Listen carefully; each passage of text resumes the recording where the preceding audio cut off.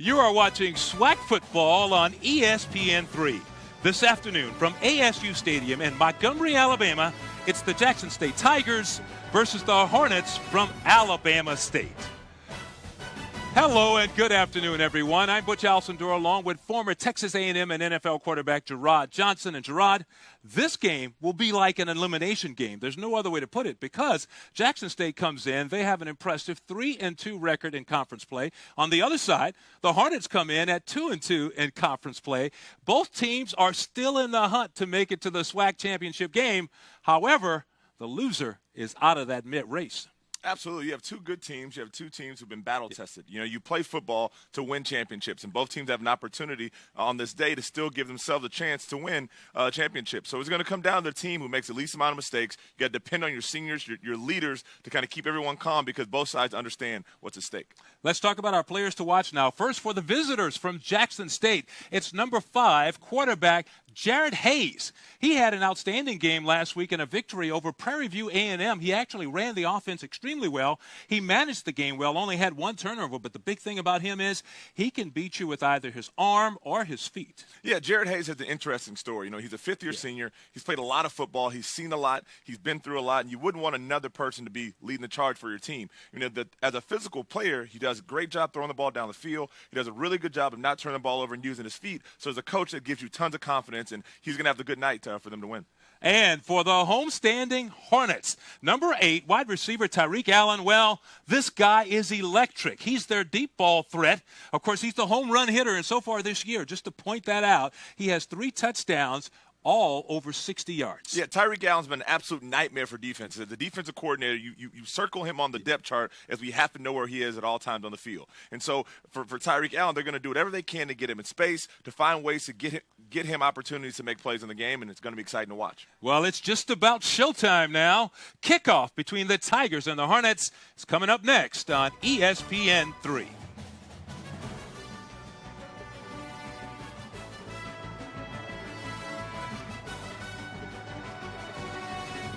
Happy Honda Days.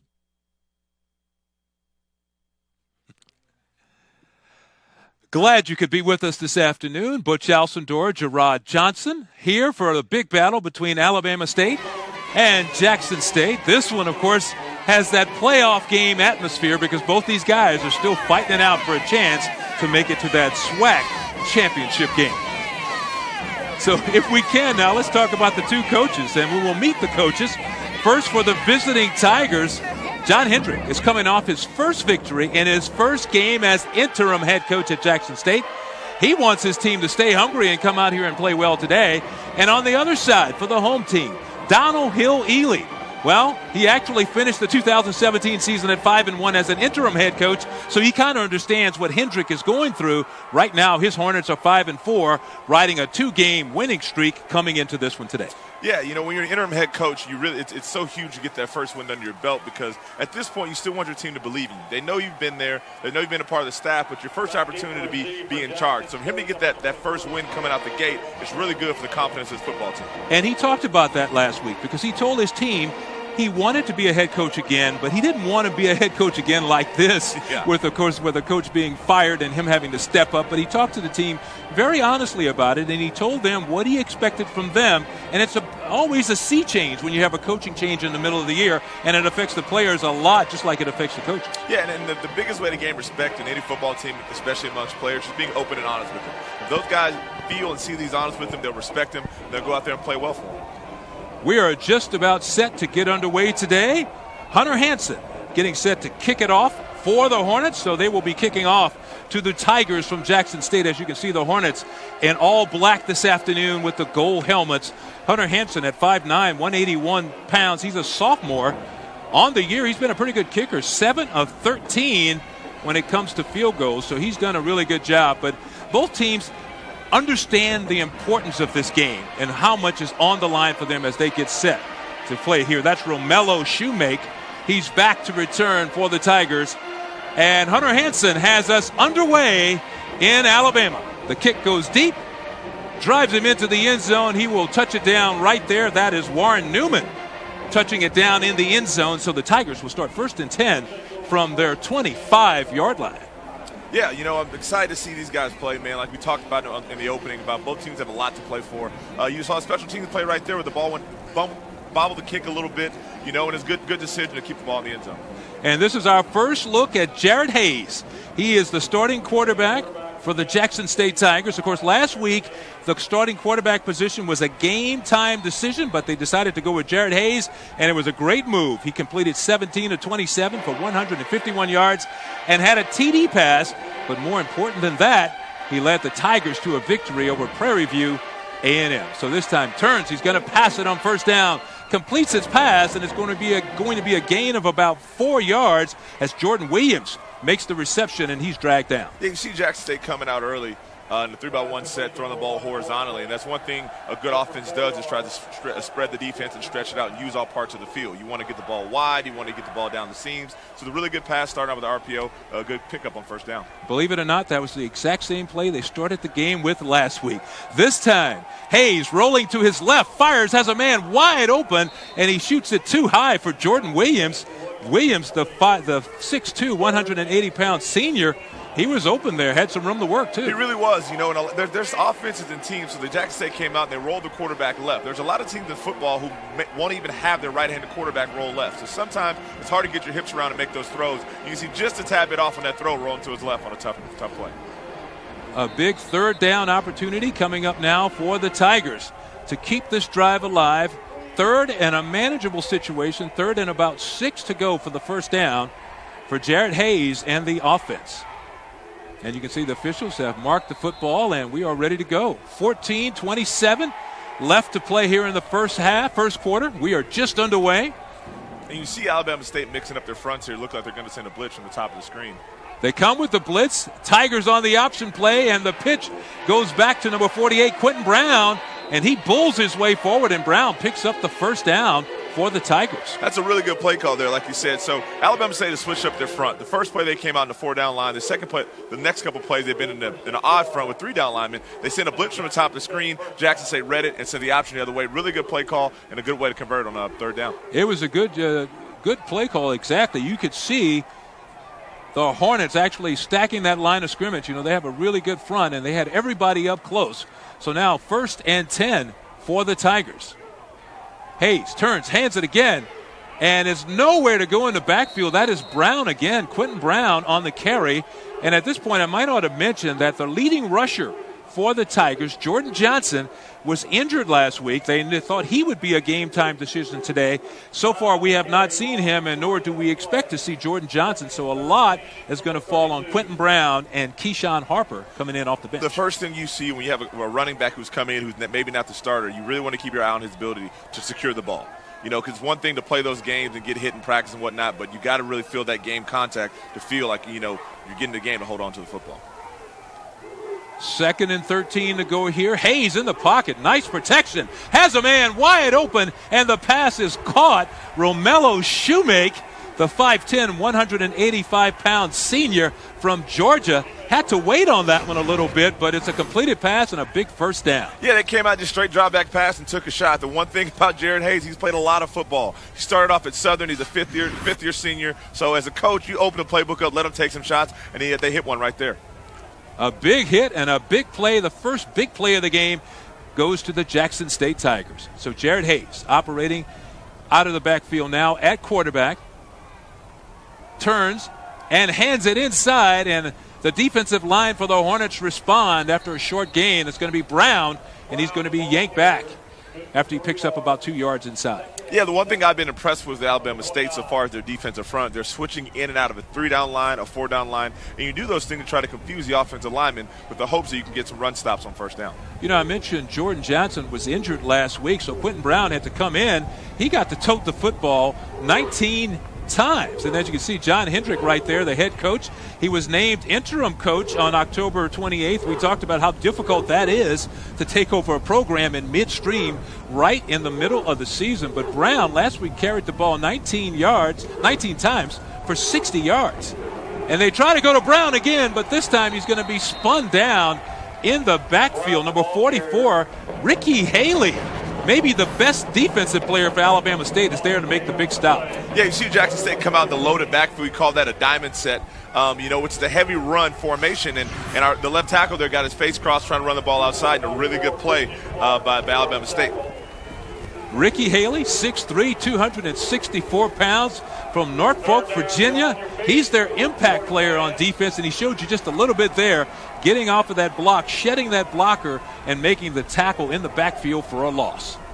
So that will bring up a big third down for the Tigers, and the give goes inside to number 20. That is Keyshawn Harper, and that defense from the Hornets is alive and well, and they come up with a big play, so the Tigers will have to punt that football away. Conservative call there. I mean, the worst situation any play call wants to be in is third and long, and so you have a couple options. You can try to take a shot deep. You can just play conservatively. Maybe you pop a run and give the ball back and not make the turnover, put your team in a bad situation. Alabama State did a really good job. They bent a little bit, but made a couple plays and got their defense off the field. I think you brought up a great point there, Gerard, because last week it was turnovers that put Prairie View in a big hole versus this Jackson State team. And you can see early on the two teams trying to feel each other out, and there goes the punt deep. And it's going to hit and bounce out of bounds at about the 11-yard line. And that is where Alabama will start 1st and 10 from that point. We have 10:47 to go in the first quarter. No score between Jackson State and Alabama State.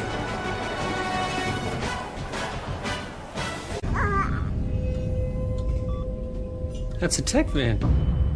Really, what's happening? Dr. Pepper, the official drink of Fansville.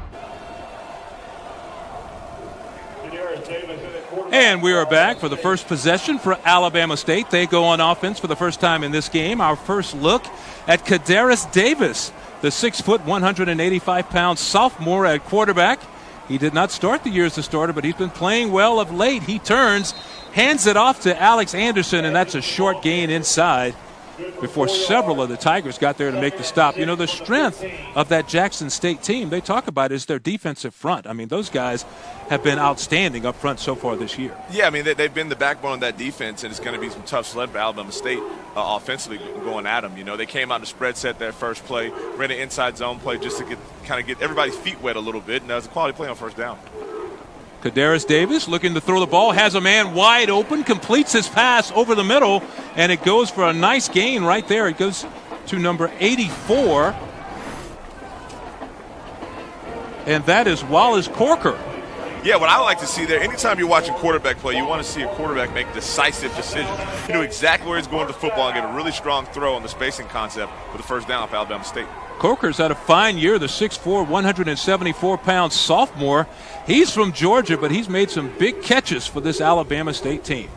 So that's a big first down this time. Davis looking to air it out again. Under some pressure, steps up, and he cannot get away.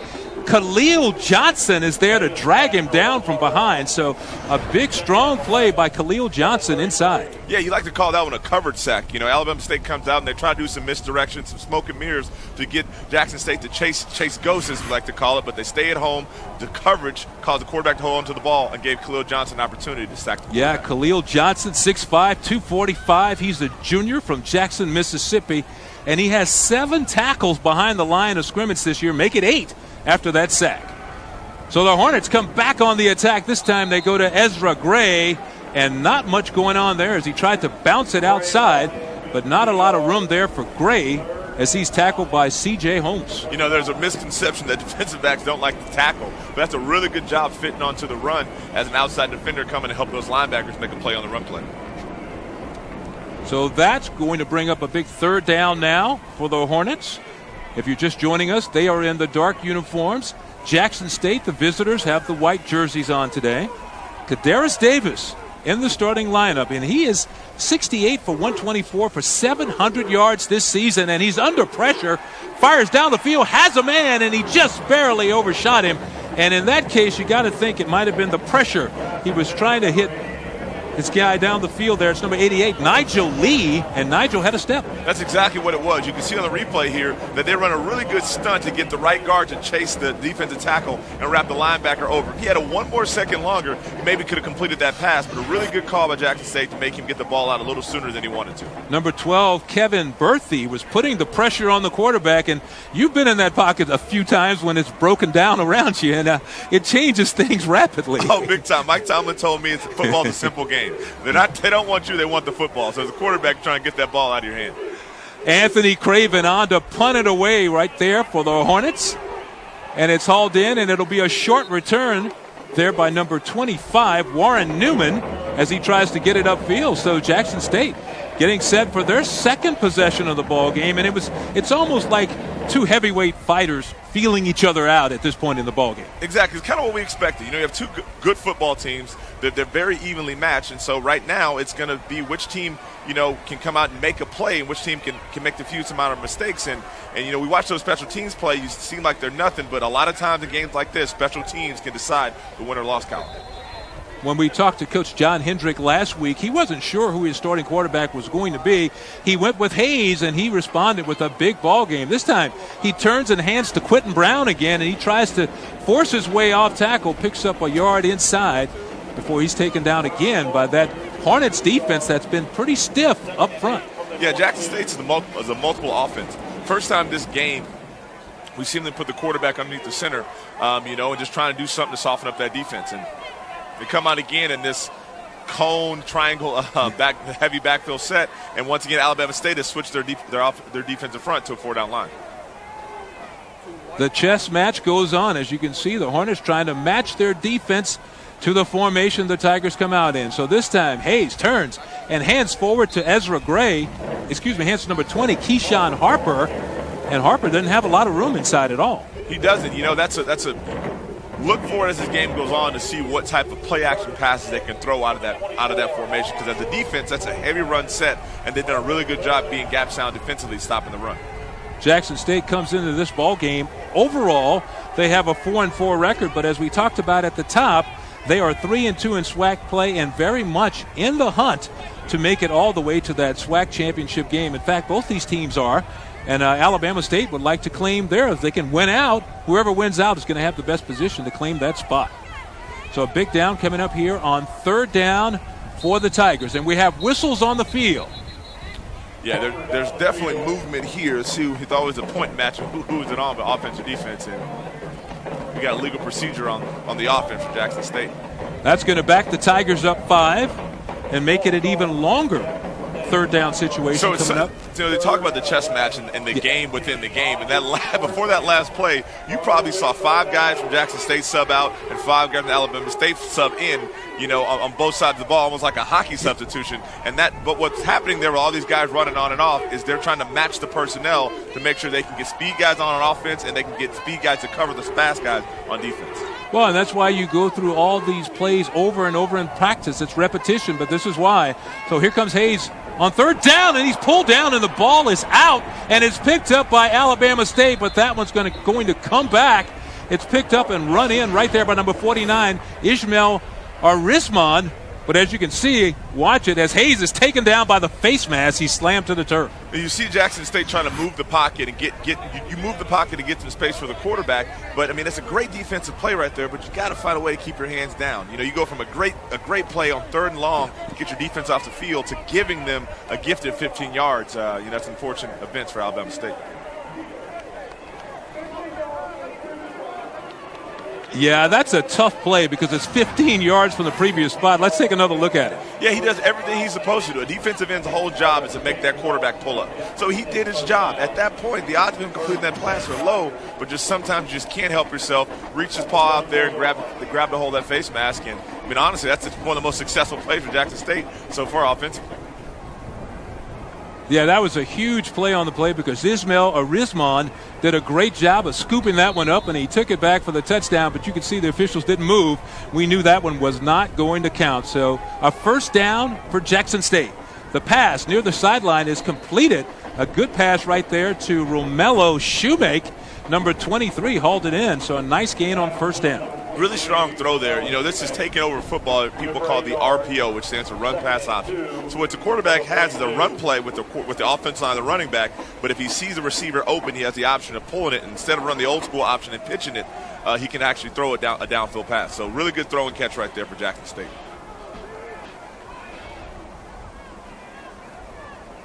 That's going to bring up a 2nd and short for the Tigers. As Shoemake goes downfield, and there's a short run inside. Not much doing, but he didn't need much room. That's Ezra Gray. Takes it straight ahead. It's interesting to watch these two guys because, like I said, last week turnovers played such an important part in that game.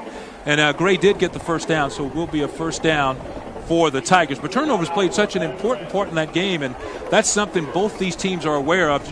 Don't do anything to beat yourself, especially early in a ball game. I mean, you said it earlier, you talked about it being similar to a heavyweight fight, and at this point, you're protecting your face. You're getting your jabs, but you don't want to open yourself up to give up that big blow. So as of right now, they're hitting the body shots, they're doing things safe, but at some point, one team's going to have to open this thing up and try to get some points on the board. They're going to measure this one out on the field and take a look and see whether or not he actually has the first down. It appeared he did get it on the run. And as they stretch the chains out, you see that Jackson State sidelines, and they look like they're pretty happy about it. And it is a first down for Jackson State. But earlier this week, Coach Hendrick told us, he said, taking over the team, one of the things he wanted to do was make his team more of a running team. We'll talk a little bit about that when we come back. Time to take another timeout now. 5:22 to go here in the first quarter. No score between Jackson State and Alabama State. Media timeout. Actually, we're going to keep it right here. And as you see the Jackson State players walking to the sideline. But one of the things Coach Hendrick told us about was he wanted this team to be more of a running team, a more physical team, a more aggressive team. And we'll talk about that after this timeout. Well, we have an answer. North Hornet Club.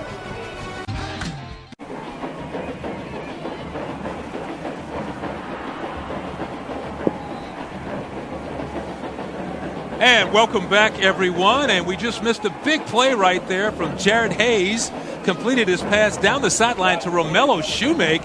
A big play for another first down for the Tigers. That on top of the face mask penalty that picked up a key third down play, first down. Big time throw and catch by Jared Hayes. He had two blitzers coming untouched. He sat in the pocket, found a way to get the ball off. There's man coverage on his receiver. So as a quarterback, all you want to do is give your guy a chance, and it came down with the football. Real big time play for Jackson State, flipping the field.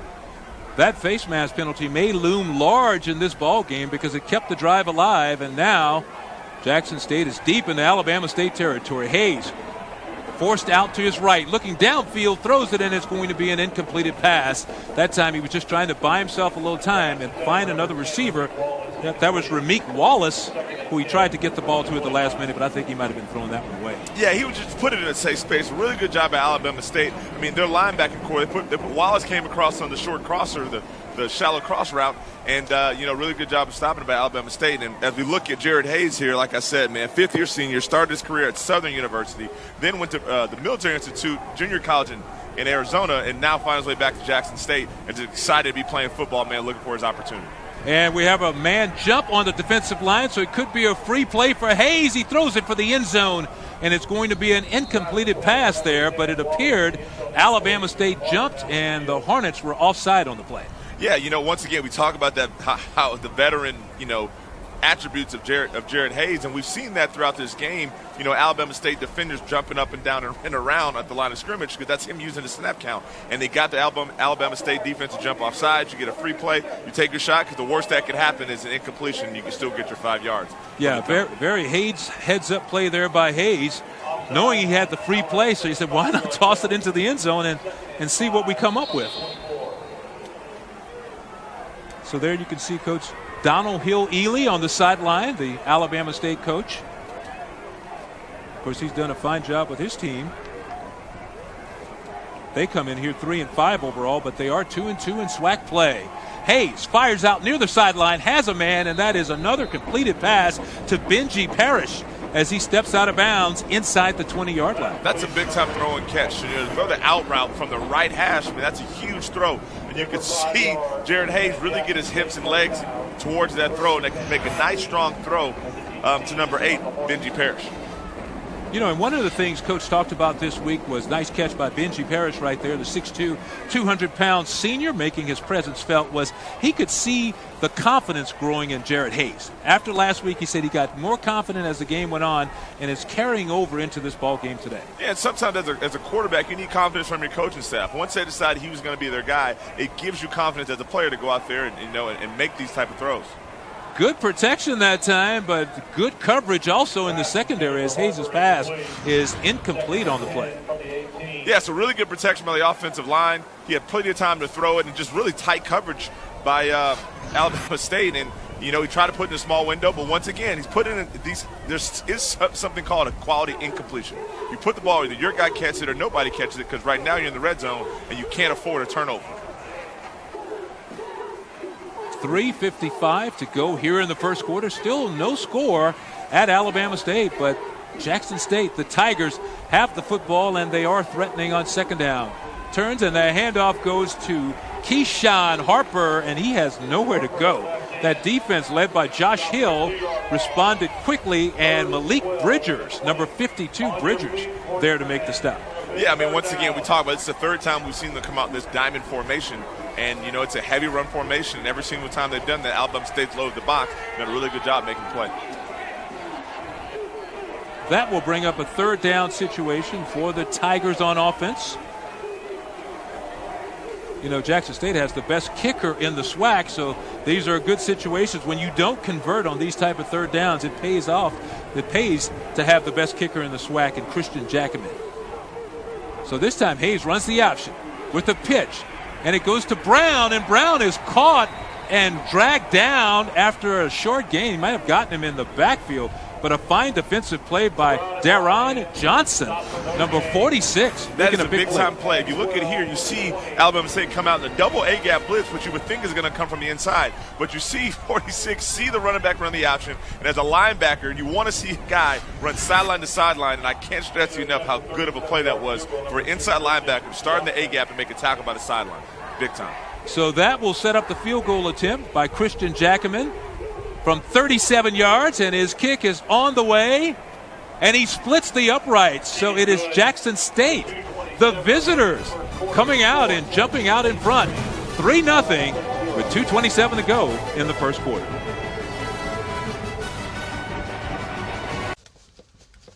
And you gotta be a little cute. Maytag, what's inside matters.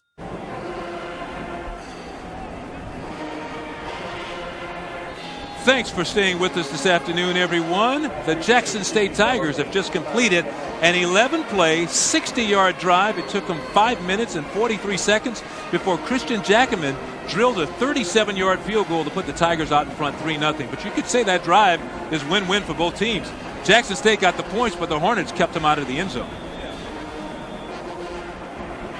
And on the kickoff return, that's Tyreek Allen. And he gets it back up to around the 27-yard line before he is taken down right there. So that is where the Hornets will start 1st and 10 from. Yeah, if you're Alabama State, the face mask penalty that kind of projected that drive kind of put you in troubled waters, but Jackson State couldn't find a way to convert. So I say if you're Alabama State, you're happy. Jackson State, you're glad you got points on the board. You'd always rather be up than down as Alabama State comes back out for offense. So the Hornets have the football. That means Kadaris Davis back on the field, number 12. He's going to throw on first down. Gets away. It's intercepted down the sidelines, and is going to be a touchdown for the Tigers from Jackson State. That is number 28, Ryan Thayard. Ryan Thayard had an interception last week that set up a field goal. This time he picks it off, takes it to the house for 6. Yeah, you talked about it, how turnovers have been a huge part of this SWAC conference. And really and truly, that's just a flat-out miss. As a coach, that's one of the safest plays you can call. You stack out your receivers. All you're trying to do is get a quick 5 yards and just an errant throw and a tip pass.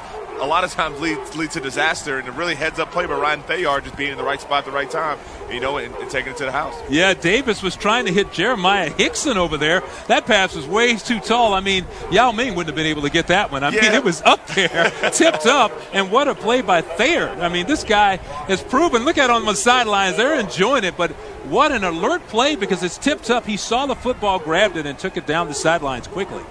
Yeah, like I said, as a coach, that's a really tough way to all you think you're going to get the safest play in your playbook, and it turns out to be a pick six. But that's part of the game. You got to make that throw. And, once again, we talk about turnovers that really decided a lot of games in the SWAC this year. And Jackson State being opportunistic, going up 10-0. Jackman comes on, and he adds the extra point. And you can see the turnover chain. They pass the chain around to anyone who comes up with the turnover.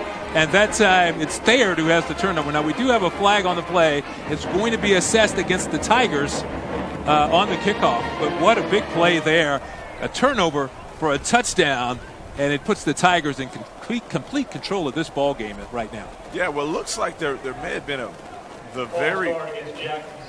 false start on the extra point. So, of all the places to have it, they'll have to redo the extra point attempt because you never see that. I mean, usually people come out and they're set to kick the ball. I was about to say the very rare false start or penalty on the extra point, but I mean sometimes those 5 yards matter.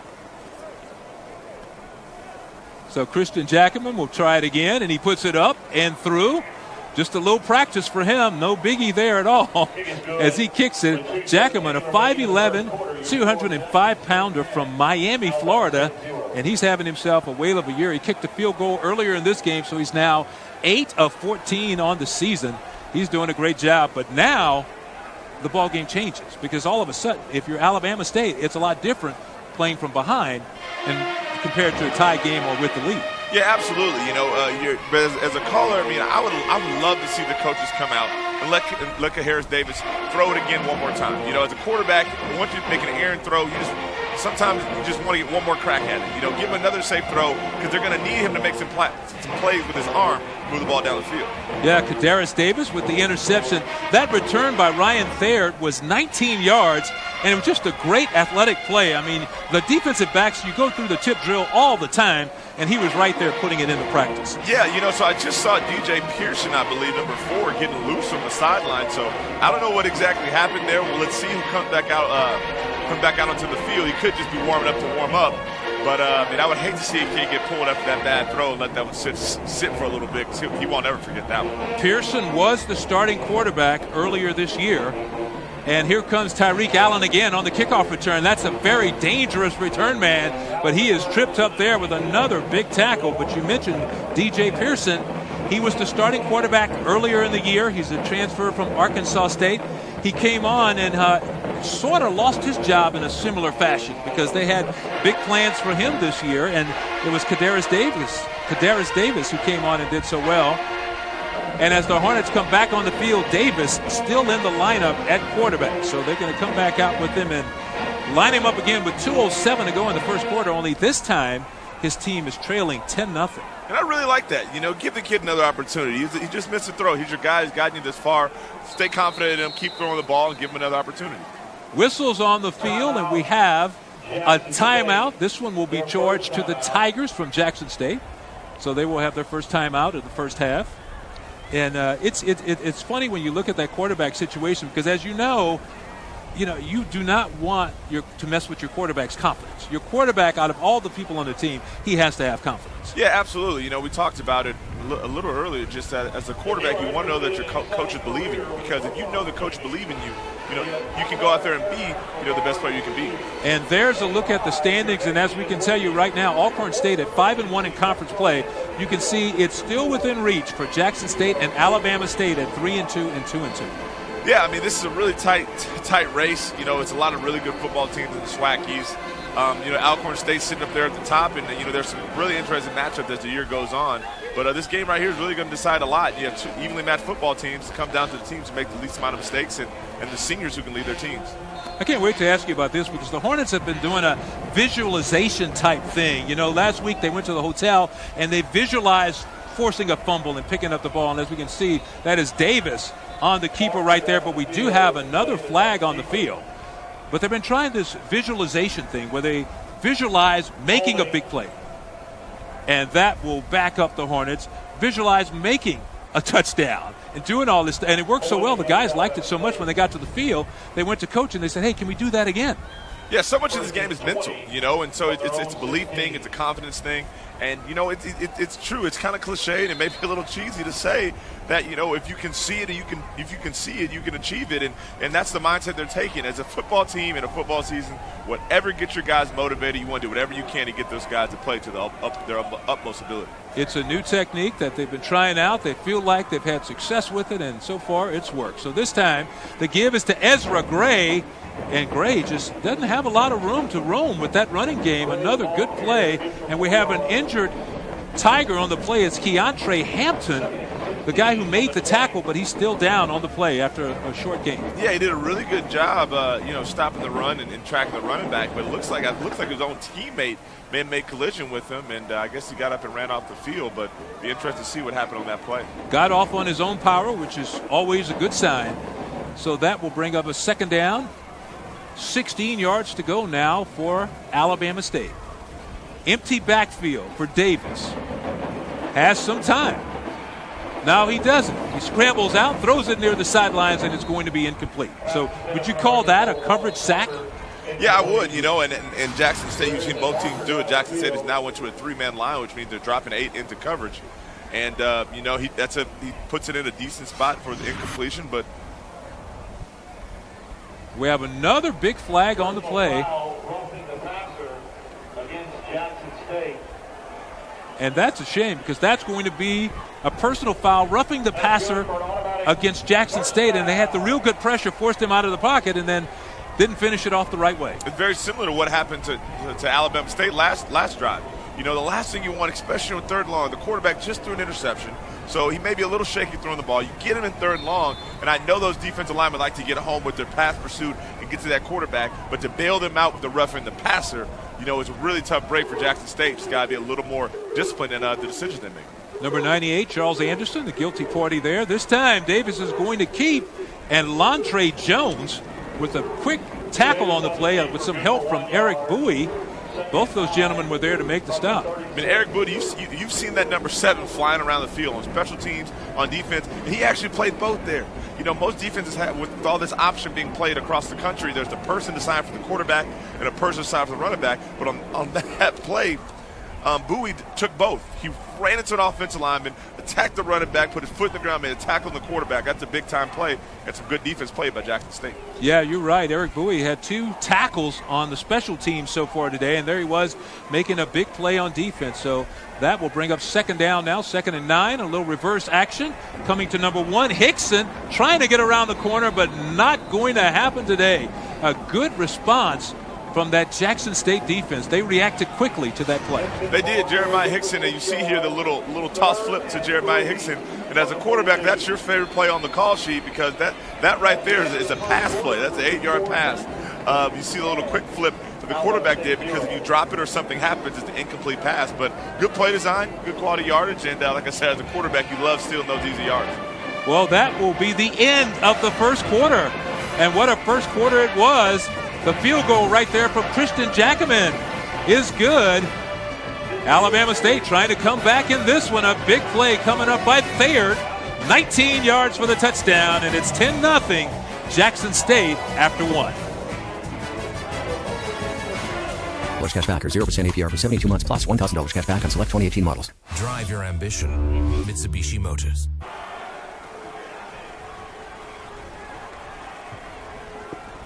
Okay, we're ready to start the second quarter, and Davis has trouble with the snap, but he reaches down and picks it up and gets it up the field for what he could pick up. Did a good job of picking up what he could. Yeah, that's an interesting element of Alabama State's offense. We've seen that a couple of times with we call it the orbit motion. You see the receiver coming around back. And a lot of times you do a misdirection. The quarterback just took his eyes off the ball. He was looking at the defense and took his eyes off of it, dropped the snap, and it's hard to make plays when the ball's on the ground. It looked like it was that simple, and you can see Coach Donald Hill-Ely having a couple of words with his quarterback over there on the sidelines, trying to keep the possession going. But, yeah, it's a very opportunistic situation for Jackson State. Whistles on the field again before Anthony Craven could get the kick away. So we have another penalty flag down. 4th down looks like a false start. Field position is huge in these kind of closely matched games, and that gives that returner 5 more yards to give himself an opportunity to return this punt. Yeah, and they just appear to be a little out of sync early in the ball game right now. Back to return is Romello Shoemake. And there you can take a look at Anthony Craven. He's averaging 43.2 yards a kick. He has a long of 80 yards this year. This one goes away, and actually that is number 25, Warren Newman, giving chase, but it's going to be out of bounds. And so that will give the football. It's going to be called out of bounds at about the 24-yard line. Yeah, let's see what Jackson State does from the play calling standpoint. I mean, we're in the first half, so I don't think you get too conservative yet. But you understand the fact that Alabama State's offense is struggling, and the last thing you want to do is give them a short field to give them some momentum. So let's see how they kind of play that out. If you don't want to be too aggressive, but at the same time, it's way too early to start stalling the game out. Jared Hayes back in at quarterback. So far, he's 5 of 8 for 80 yards passing, completing 62% of his passes. And that's been how they've been able to move the ball, because running the football has been tough going in this one so far. So Hayes back at quarterback, turns, hands off to Brown. He has nowhere to go. He was hit in the backfield by number 44. Ricky Haley spun away from that would-be tackle, tried to get something, but once again, the Hornets are in the backfield making plays. That is a really good 1-yard run, because that easily could have been a 5-yard loss. A 5-yard loss there, and you know what, Jackson State's come out and they've run the ball on most of the first downs, and you see the run looks / run blitzes from Alabama State. From a ball movement standpoint, you'd like to see them throw the ball first down a little bit just to soften that defense up, because sometimes you can throw it to soften up the run. 2nd and 9 for the Tigers. Almost got the Hornets to jump. Hayes fires a strike, and it is caught. A completed pass right there to number 25, Warren Newman. The 5'7", 150-pounder from New Orleans coming up with a nice catch right in the middle of that zone. Big-time throwing catch there. Great drop, great protection from the offense side. You see this back angle. He sees the receiver, and he really throws it over linebacker into a spot. When you're throwing the ball in the middle of the field, you always say face to feet, because the receiver can protect himself if you throw the ball down low. You start losing friends, you start hanging receivers, throw missing high, and that was a really good ball placement right there. Oh, yeah, you don't realize how good a throw that was until you see the replay. He dropped that right in there on a dime. This time, Hayes passes back out to Newman, and he gets out of bounds after a short gain, but he's moving the ball upfield on first down. So the Tigers come away with a 4-yard gain. Jackson State is hitting this. It's like a pitcher hitting every angle of the strike zone here. You see them take their vertical shots. You see them hit the seam. And once again, now you see the ball going out wide. So you've seen their passing game occupy every space in the field, horizontal, vertical, and in the seams. And that's really hard to cover as a defense, trying to keep those guys on their toes. Newman has 20 catches on the year. He has a long of 72 yards. So he and Hayes, since Hayes has taken over the starting quarterback position, they have been a good connection. So Hayes will fire again. This time, scrambles out of the pocket, racing over toward the sidelines, and he will get there after another short gain. So once again, the Tigers advancing the ball up the field, trying to keep those chains moving. And this is the senior savvy move. You got a 4-down line. You saw the receivers weren't open. You could see by his second step he knew nobody was open. So what can I do on first down to try to go help my team? I can go get a 6 yards, keep it in second and manageable. And as a play caller, you're in second and short, third and short. That really does a lot for your offense. And that's what he did last week. He didn't hurt the offense. I mean, he did a great job of running the offense. And eventually, the running game got going last week. And I think that's what they're hoping for again this week. And you can see him directing orders. You can see him leading the troops. He's a really mature quarterback, and he's playing like it. 3rd and short, he hands off to Quentin Brown, and that's going to be the first down for the Tigers. So they will move the chains and keep this drive going upfield. Yeah, you played it, just getting these situations. It's just simple inside zone here. Great job by him for finding a crease, finding a soft place to land, and go and get the first down. And we have an injured player on the field. And I think that's Ricky Haley. And they're helping him to his feet. He's there. That would be a huge loss for Jackson State right there. If that's, for Alabama State, if that is Haley. Yeah, that's a huge loss. I mean, you've seen him make several plays already for this Alabama State defense, and that's just one less person to try to stop Jackson State, because Alabama State's going to need their defense to make a play. I mean, they're in this 10-0 hole. Like I said, a lot of game left, but you would love to see a defensive play similar to what Jackson State made to help your offense, who's been sputtering a little bit. Well, Haley is their impact player on defense. I mean, he's one of those linemen. He can play any position up front, and they're still looking at him down there on the field. I know you guys can't see it now, but some of his teammates trying to help him off. He can play any position on the defensive line. Very, very, very tough. They consider him their impact player. He's number 44 right there, 6'3", 264 pounds, and he's a senior. And, I mean, you don't like to see this at any time, but especially when it's a senior and it's a guy that's such an important part of your team. Yeah, really tough break. You never want to see a kid, especially a senior, get hurt. Hopefully he'll be okay and he'll come back into the ball game. Jared Hayes hands to Anderson, who works his way upfield for 5 yards. As you can see, that running game starting to pick up pace a little bit. Once again, another quality play early in the downs, and, it's just a simple zone to the left. Great job by number 60, Amari Catchings, for Jackson State, doing a really good job on the combo block, clear that hole up. Yeah, he's a big offensive lineman, 6'3", 265, from Jackson, Mississippi. He can punch some holes in there. Their best offensive lineman may be number 70, Dante Fisher, who's having a whale of a year. He may have a chance to play on the next level. As we come up with second down for the Tigers. They run the zone read. Hayes keeps it, and he has nowhere to go. He hung in there as long as he could hang in there on the play before number 57, Devin Santana, made a big stop. Yeah, so they try to run the power read option there where you read the defensive end, and that's really just a bad read by Jared Hayes. And, he pulled that football when he probably should have gave it. He knows that. He's an older guy. He gets that, but a really good play by Alabama State. It looked like we have a player from Alabama State down on the field. Yes, it's number 57, Devin Santana, the guy who made that big play in the backfield. And as they take a look at him, we will pause for another break. We'll be back with more. 10:36 to go in the second quarter. Jackson State out in front. And 4% on entertainment. Now when you go out, you cash in. What's in your wallet?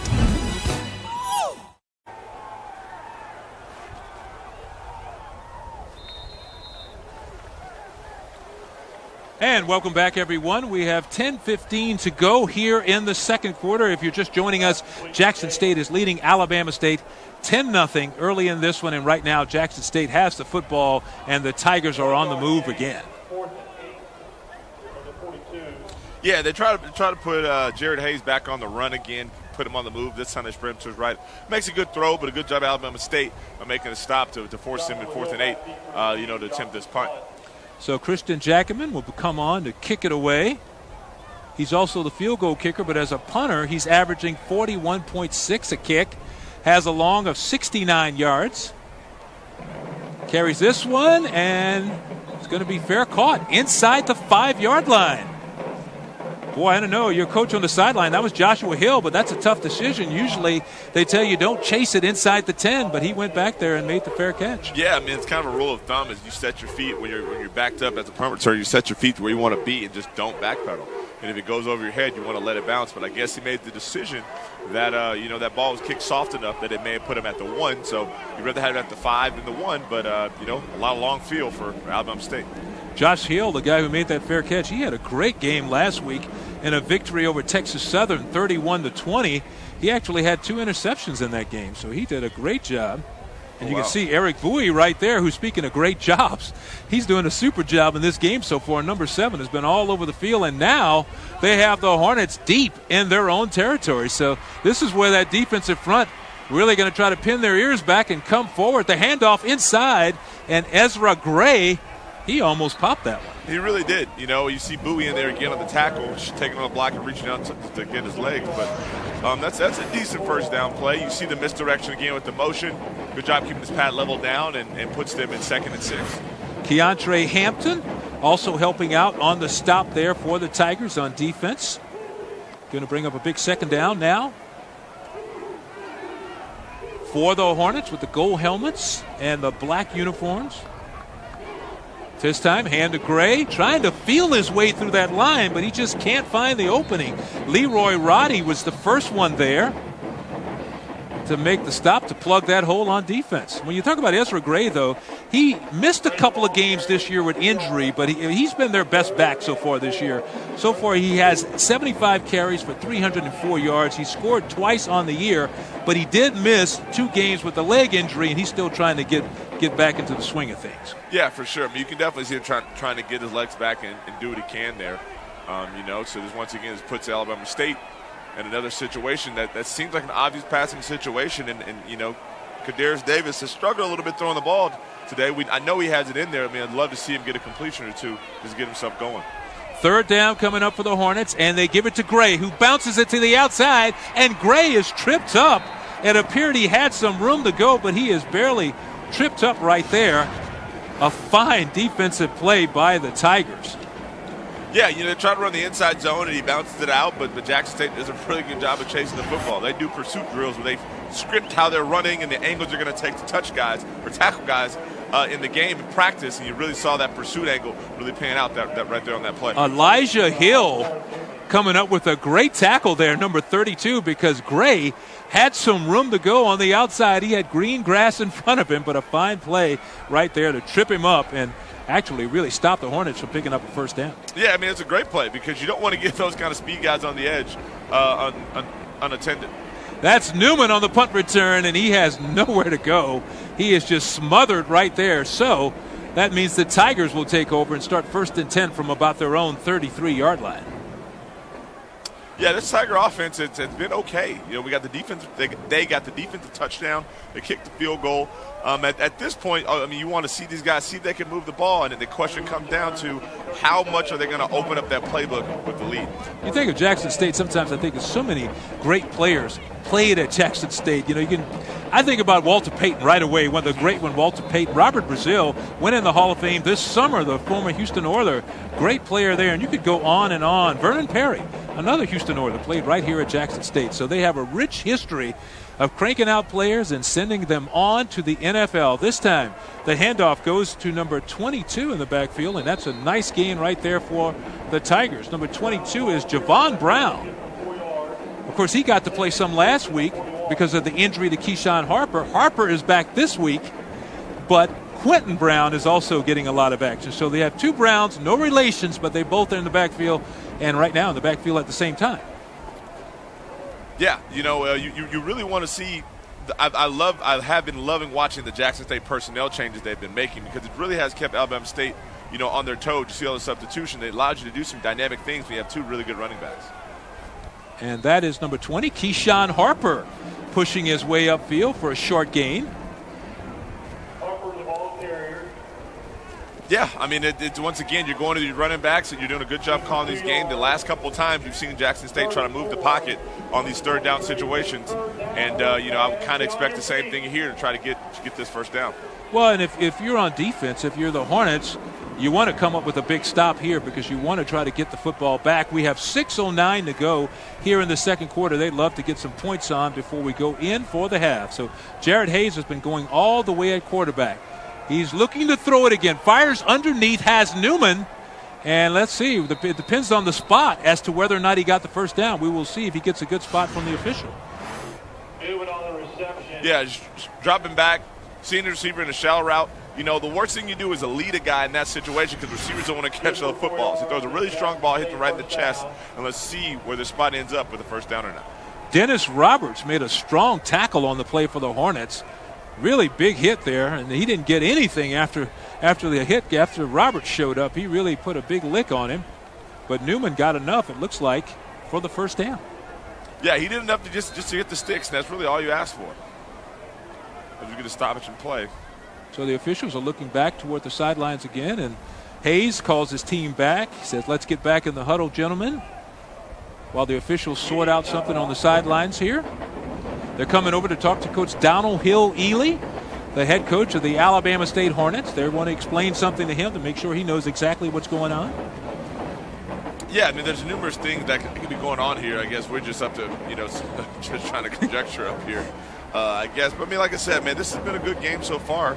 two really good teams. You know, this Alabama State team is at home, but what's interesting about it, this is their second straight home game. They beat Texas Southern last week, but before that, they had played 6 consecutive games on the road, which equaled out to 63 days before coming back home. You know, talking to Coach Ely this week, he said, you know, you can tell your players that wherever you play, the field is 100 yards. It's the same thing. He goes, that speech gets old after 3 or 4 games on the road, so you try doing 6 consecutive road games. You ever did anything like that? I was about to say, man, that's a hectic road schedule. I've actually never been in a schedule like that, you know, and a lot of times sometimes they travel in buses too, so that's a lot of road lag. It's a lot of hotel attention. It's a lot of your meals. I mean, football players are creatures of habit, and you try to put the best routine in place so you can do the routine over and over again. But to think they've traveled that much over the last 6 weeks is crazy in a football season, but definitely they've overcome. That's a tough stretch. Can you imagine 63 days between opening the season at home and then your next home game? Absolutely not, man. I like being at home. I like being around my own stuff. You know, so it affects every aspect of your life, which, especially when you're dealing with 18 to 22-year-olds, can affect football. And an interesting way to schedule it. But like I said, they've triumphed come through it, and right now they're an opportunity to, in this game to potentially, move up in the East. Yeah, it's just a quirk in the schedule, the way it worked out that way, and they did their best to fight through it because, like Coach Hendrick said, what are you going to do except you go on and Coach Hill Ely said, what are you going to do except go on and play the games? Yeah, exactly. You just have to take care of your business. But I had never really seen a streak quite like that before. Jackson State now with the football, 1st and 10 as the officials mark it down.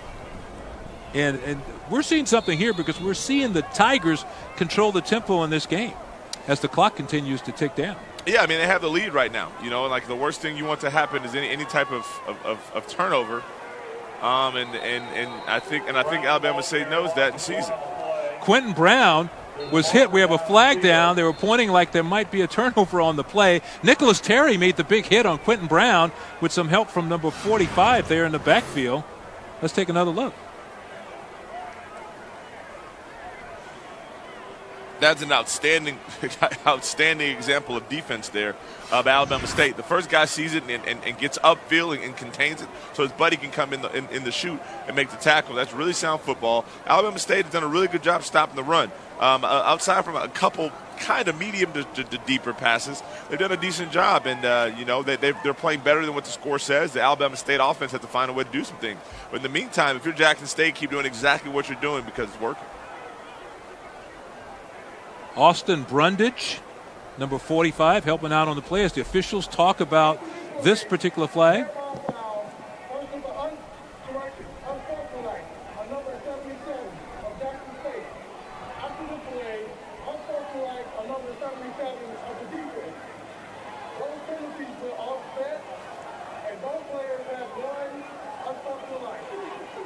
So it was an unsportsmanlike on both teams. 2 players both hit with an unsportsmanlike, their first of the game.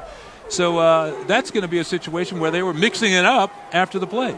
Yeah, I mean, it's something you got to watch for because these are 2 guys that have contributed a lot to your football team going against each other, and sometimes your competitive juices get the best of you. But the fact is, if you get one more penalty like that, you're gone from the game. That'd be a huge loss for both teams.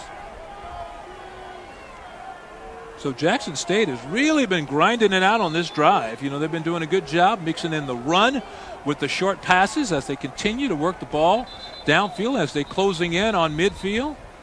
And we have another whistle down on the field. Interesting to see what this whistle is here. Oh, they've got to respot the football. Okay, they put it in the wrong spot. It happens. You have to make sure that football is spotted in the right spot. Yeah, and it looks like they're going to review the previous play as well.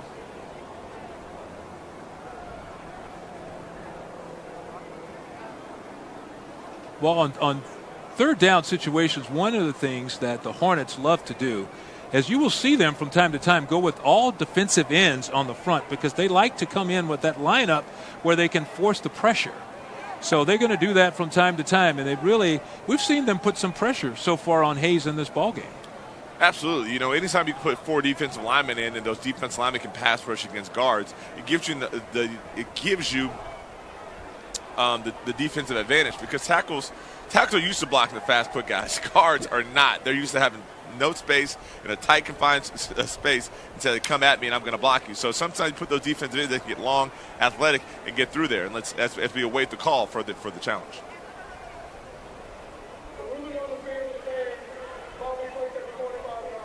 So they were just double-checking the spot of the football, and now that we have that correct, we will get back to the game. But this Alabama State defense is doing a great job against the run. If you look at the run, Harper has 12 yards on 6 carries, and that's about it. And here's the tail end of the play where things got a little chippy.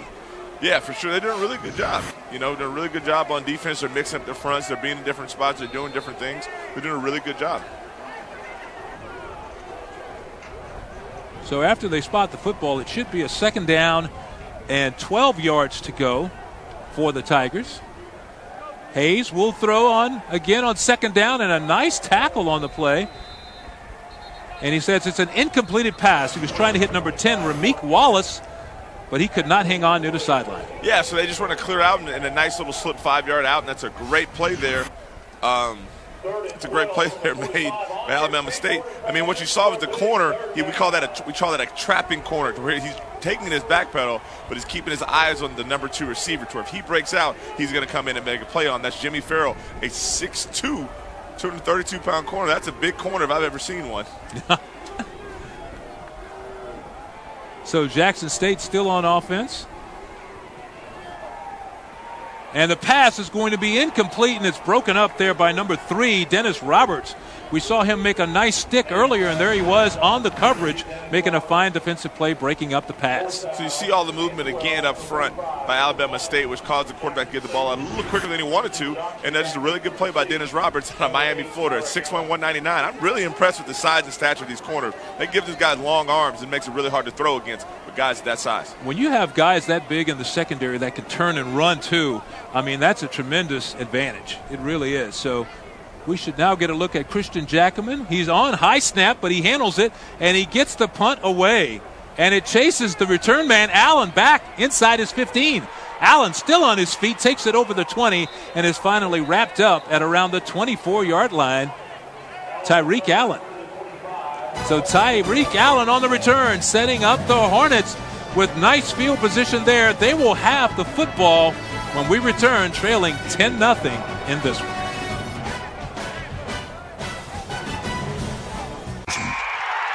We'll go for dose. That's what I'm talking about. Game over! Dose time! Dos Equis. Keep it interesante. Kadarius Davis and the Hornets offense set to go to work here with 4:54 to go in the first half. And Davis looking to pass. Had a lot of room in front of him. The pass is tipped up, and it was almost intercepted again. Number 13, Khalil Johnson, right there before he could track it down. But number 10 made the block. It was a fine play by that Jackson State defense. Malik Hamner, the big fella, got his hands up. He's one of their outstanding defensive guys, 6'4", 240-pound senior from Tuscaloosa. Yeah, you're seeing a lot of this orbit motion and movement from Alabama State, and it's all designed to try to trick the defense. But Jackson State just staying at home and playing really good coverage. Kadarius Davis had that one errant throw, but other than that, there hasn't been many open receivers for him to make plays, and they got to find a way to make some plays in the air to soften up this Jackson State defense. Davis looked like he was trying to set up a screen, but the pressure messed up the play, so he scrambles around, throws it deep, and it's almost intercepted. Number 3, C.J. Holmes reached up, and I know C.J. would love to get that one back. Man, there's a rule book to play this game of football, let alone play the position of quarterback. But if you're going to throw the ball away, you throw that ball away. You'd rather hit the mascot on the sideline than throw it anywhere up near the field to give a defender a chance. And also, it was a screen pass on the play, so you may have linemen downfield because that ball is not supposed to be thrown downfield. But let's hear what the call is.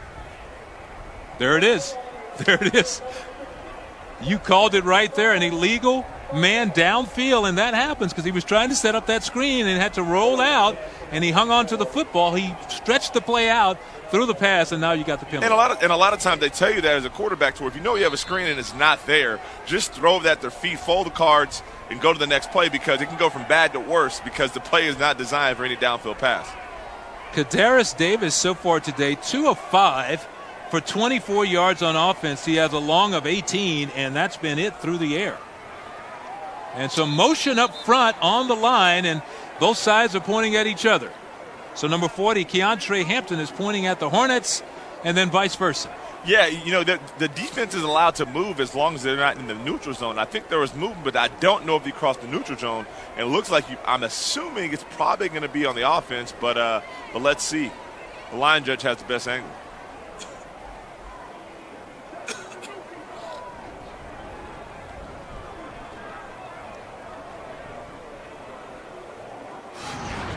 As we take another look, let's see if we can spot the movement, where it occurred.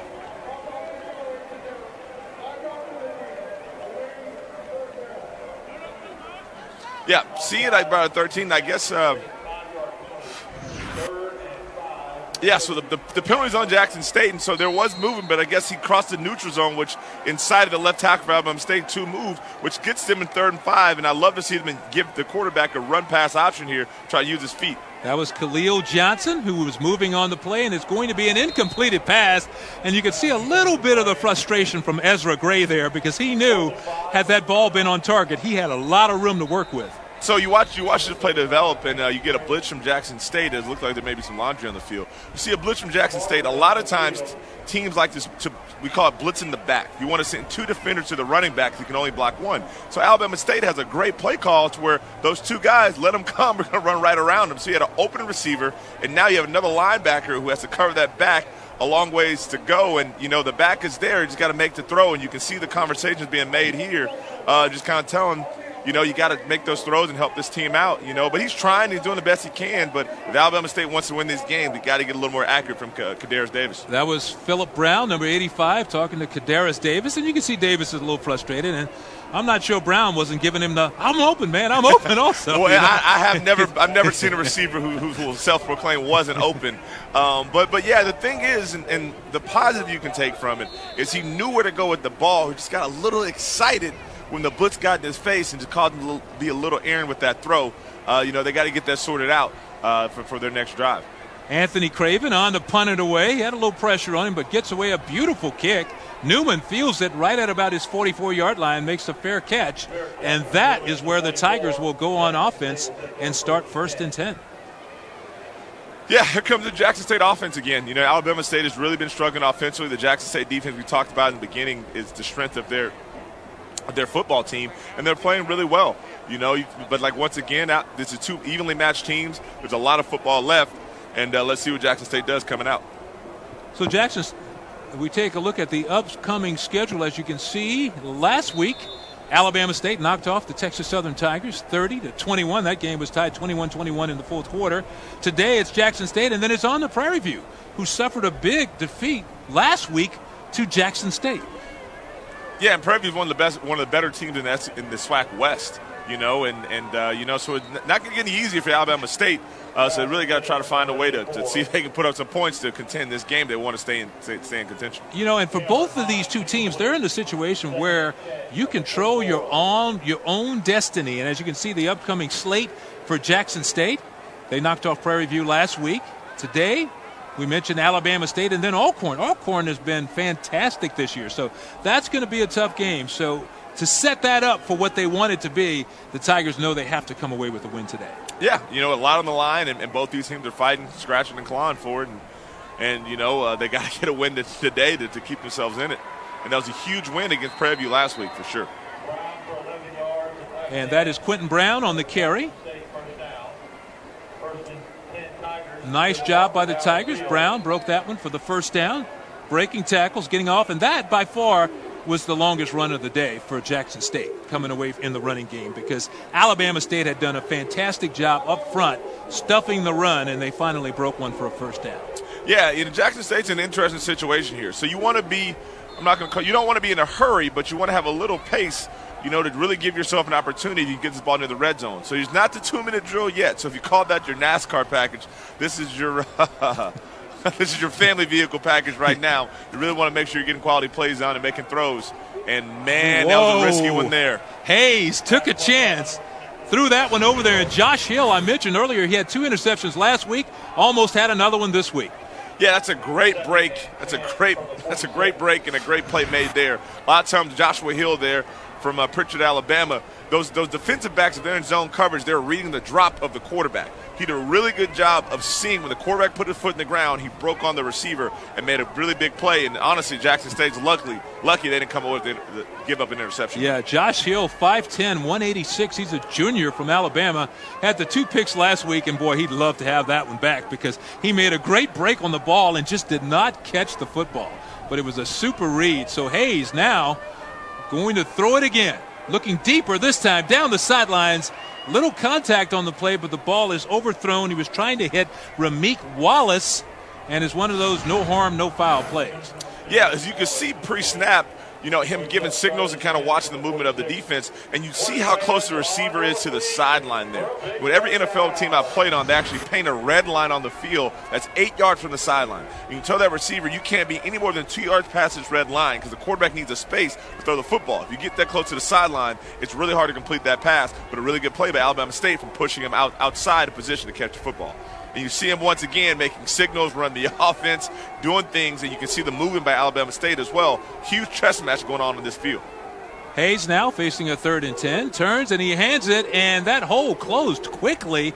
That is Quentin Brown on the carry, but it looked like he had some daylight early, but then all of a sudden a bunch of that defensive players showed up quickly.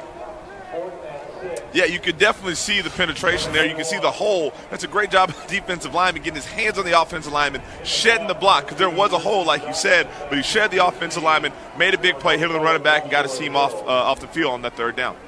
Stevie Smiley being helped off the field there after making a fine play. So now we will get another look at Christian Jackaman. He will come on to kick the ball away with 3:07 to go left in the first half. Jackman tries to put it high. He's trying to get it inside the 10, but it goes out of bounds, went off the side of his foot, and he's not going to be happy about that one at all. Yeah, it came off the side of his foot, and you can see everybody going to the punting styles, and you can see the punter nowadays, if you can visualize the football, they drop the nose of the ball straight down to kick the fat portion of the ball, trying to create backspin and come back, but that time he missed the punt and put Alabama State in a little better situation. Around the 20-yard line. And this Alabama State offense, they've done some decent things, but they've really struggled in the passing game. There've been some guys open. They've had some good design plays. They've just lacked a little execution. And frankly, I think they're lucky for the game to be 10-0 because they're definitely still in it. They just got to calm down and make a few plays. That punt from Christian Jackaman, only 23 yards on the play, so that is not what he wanted at all. So that would bring on Kadarius Davis and the Hornets offense again, and he turns and he hands to Alex Anderson, and he just cannot get it going today.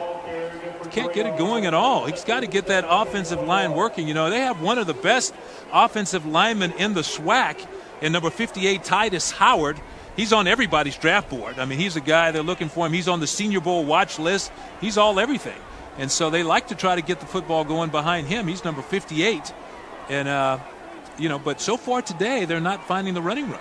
Yeah, and it's really come down to a lot of the inability to create those downfield passing plays. As a play caller on defense at Jackson State, you can really load up for the run game when you know the quarterback is struggling throwing it a little bit. As you get another errant throw here, it looked like there's some laundry on the field as well. Like I said, this Alabama State offense really has to find a way to complete some of these passes, but let's look for who got the holding call. Another passing play, incomplete, but you can see right there, Davis in all kinds of trouble. He was surrounded back there, and he just wanted to get rid of that football. We do have a flag on the field, and the Hornets are not happy about that one bit. So you got a holding call, but if you look at that last play, you talk about quarterbacks, you got to make that decision. Am I a thrower? Am I a runner within the play? And as long as you're in the pocket, you love for your quarterback to try to maintain two hands on the football and keep his eyes upfield and maintain a passer. If you turn into a runner inside the pocket, it's really hard to be an accurate passer in run mode inside the pocket. And even though it's a holding call, you can see it once again, another errant throw. And this is the worst situation you want to be in as Alabama State. Backed up, 3rd and long, with the quarterback who's struggling with the pass game right now. That holding call against Carl Thompson. They try to go to the screen pass, and Alex Anderson is wrapped up in the backfield. He's got nowhere to go on that one. A nice play there by number 32, Elijah Hill. So you're in a situation, you're backed up, your quarterback's, There's been some issues throwing the ball. So really and truly, the call you have to make is a screen pass for bang for your buck. But a great play by Elijah Hill sniffing it out, kind of understanding the situation and getting Jackson State off the field. You know, we're under 2 minutes to go in the first half, and when you're getting a lot of pressure on your quarterback, the ideal thing to do is run the screen, but sometimes you have to execute. And it's tough to execute when people are playing positions and they're staying at home and they're doing their assignments. So now a big 3rd down and long coming up for the Hornets and Kadarius Davis. Davis tries a quick pass. That's a live ball. He threw it behind his man, and it's going to be out of bounds on the 1-yard line, inside the 1. That was almost a touchback there. But what a play. No, and Alex Anderson realized right away that this was a live football. Yeah, there's 2 things that happen on this play that these are kind of the hidden things about it. So one, your bubble route, you love for your receiver to run his route so he's staying flat and not backwards, so it's not a lateral. But the second thing, if you can notice, the right tackle was pass setting. So if you think about that, the quarterback now has to throw it around that tackle when he's making that flat throw, which pushed the ball backwards, which really puts him in a bad situation to throw that lateral. Well, Alex Anderson actually saved the play and saved a possible Jackson State score because he realized immediately that it was a lateral, and he hustled back to get that ball out of bounds. So Craven with a punt, a line drive punt, and it goes right to Newman. Newman with some run down the sideline, and he's going to be knocked out of bounds inside the 30-yard line. So with 1:05 to go here in the second quarter, Jackson State will take over the football in great field position. Of course, we're 1:05 away from our Toyota halftime show. It's going to be fun to check that out. We'll go over highlight stats, and we'll have a special feature for you. But the big question now is, can the Tigers put more points on the board before we get to that Toyota halftime show? Absolutely. So everybody knows about the red zone. You know, I've played on several teams, and my old head coach, Mike Sherman, who was head coach for the Packers, we call this area the green zone. You know, with your kicker, you're pretty close in ability you can make a field goal. So you're more inclined to take more shots down the field, knowing that you probably still have points on the board. Pass is swung out there. He was trying to hit Keyshawn Harper with the ball, was Hayes, but a good read by the Hornets defense. They had smelled that one out. They really did. They tried to run the running back swing screen right here, but they sniffed it out, and they released the tackle, sniffed it out, and honestly, dropping this pass would be the best thing for him personally and for his team because he's going to take a big hit, and they kept him from losing 5 yards. So now we get 2nd and 10. Dennis Roberts read it all the way for the Hornets defense. So the Tigers will come back out with a 2nd and long. Hayes looking to throw it. Fires underneath, has a man coming across, and it's going to be a completed pass to number 82 right there for the Jackson State Tigers. That is Adarius Kraft, the big tight end. Adarius Kraft getting into the action. Really good play design there. You clear the left side of the formation out with 2 receivers going vertically. The linebackers carried those receivers, opening up a really soft spot for Adarius Kraft to come through at 6'3", 222. Really soft hands for a big man. That's a really good catch, really good play. This time the hand goes to Brown, and he has nowhere to go. A fine defensive play by Daron Johnson, the 6'1", 216-pounder from Memphis, and they're celebrating on defense. That was a good stop. Yeah, man, we got a little something going on. Nice dance too, Malik Bridgers out there. I think they rehearsed that a little bit. Yeah, they definitely know what they're doing. And I tell you what, Daron Johnson's another huge play. What I've really been impressed with on both sides of the ball with the defense is their ability to shed blocks. You know, a lot of times defensive coaches say, "Look, man, don't stay blocked, don't be Velcro." You know, and these offensive linemen are big guys trying to get their hands on. These defenders doing a good job of taking on a block, using their arms to shed those guys off and make tackles. And like I said, it's been really impressive by both defenses, playing today because, really it's been a defensive touchdown. Very limited offense, really good defenses, and just see if Alabama State can hold. Let's see if Jackson State can try to get a shot into the end zone. Now you know what they've been doing on the road all that time. They've been choreographing dance moves. The only good thing about being on the road that much, you build some friendships. Yeah. On the road, you really do. You build camaraderie. You get to be around your buddies. You be around your teammates, and it's good for players and coaching staff. Let's see what goes down here with the 2nd and 10 with 30 seconds left to go. Hayes going to throw it again. He has a man down the sidelines on the rail, and a beautiful pass to Keyshawn Harper, and that's a touchdown for the Tigers. He came out of the backfield on that little rail route, and Hayes knew he had him from the very beginning and laid the ball right on him. That is a big-time throw, and as you see this right here against Alabama State, they knew pre-snap from alignment there's going to be a one-on-one matchup with running back and linebacker. And if I'm a betting man, I'm taking that matchup every single day and twice on Sundays. As long as I get a good throw and catch, it should be a good play. And that's Ezra Gray from Lynn Haven, Florida. And the Florida guys always have speed. It's a really good play. It's a really good call. Keyshawn Harper on the touchdown catch for Jackson State. So that's a great play. And just like last week, the Tigers are padding their lead right before we get to halftime. So, and that's interesting to see Keyshawn score that touchdown. He did not play last week in the win over Prairie View. He had an injured ankle. They held him out, and lo and behold, Jordan Johnson gets hurt in the game last week, so they get to come back with Keyshawn this week, and it's good to see him coming up with a big play to score the touchdown. Yeah, I mean, it's exciting to see. As a running back, you ask those guys to do so much. You ask them to run the ball in between the tackles, get hit. You ask them to pass protect. So to see those guys get on the edge as well and make plays in the passing game is huge for your offense. And Jackson State's been very opportunistic on the mistakes made from Alabama State. Boy, and you've been in many huddles and many situations on the field. And if you're on the Alabama State sidelines, now it gets a little tougher what you're trying to do, because now not only are you trailing, but the momentum has kind of swung the other way after the bad pass. The lateral that got away has set up the great field position, which allowed the touchdown to happen. Yeah, this Alabama State team really has to stay together. I mean, there's a ton of time left. They have the entire second half. If you're talking to the players right now, you're really saying, secure this ball. Let's just get out of this first half. We can call that a wash. It's over and done. Let's get our mind right. Let's come back out this second half. But at the same time, though, I have a really dangerous returner in Tyreek Hill, and just ball security is what you're wanting here if Tyreek Hill can't return this kick. Adrian Salazar kicks it up. Tyreek Allen deep. It chases him all the way back to the end zone. And now the indecision, he's going to have to bring it out, and he's going to be tackled at about the 10-yard line. So that's a tough one. He forgot the rule because he bobbled it. He could have you can down the football anywhere now, and he'll take it out to the 25 on a kickoff return. Well, and as I watch, you're absolutely right. And as I look at it, you can see there's a little frustration on the Alabama State sideline. And as one of your better players, as an athlete, you want to make that big play. It's an opportunity for you to bring the ball out and have the ball in your hand. But situationally, if you bobble the first one, you can still take it. You can still knee it. And let's see how Jackson State plays this out, because they still have 3 timeouts. So they may try to do something, try to make them snap it again, to maybe get the ball back to get a Hail Mary, because now that you're backed up, there's all kinds of things that come into play here. That last Jackson State drive, just 4 plays. We mentioned they started inside the 30.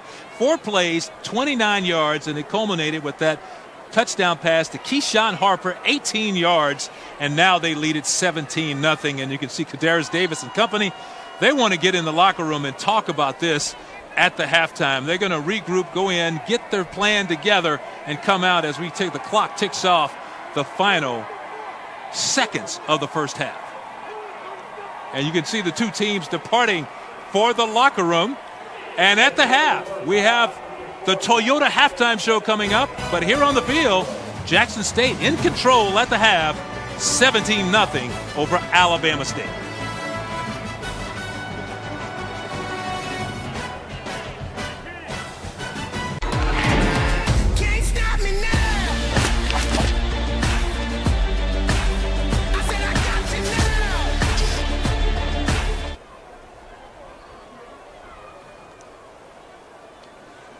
And welcome back to the Toyota halftime show. We are at the half, and Jackson State is leading Alabama State 17-0 in this one. Butch Alcindor along with Gerard Johnson. And Gerard, let me get some of your thoughts on the first half, because it's a very interesting game. Early on, it was like a boxing match, the 2 teams punching each other back and forth. And then all of a sudden, it started to pay off for Jackson State as they slowly but surely started moving up and down the field. It really has been similar to a boxing match, I mean, both teams came out and they were trading punches, kind of figuring each other out, really led by both defenses. They both been played really well, but it came down to Jackson State making a couple more plays on offense.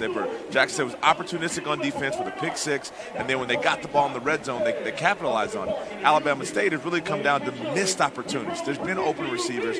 They've had a couple turnovers that were bad for them, and so they can find a way to right the ship. This game is still in reach.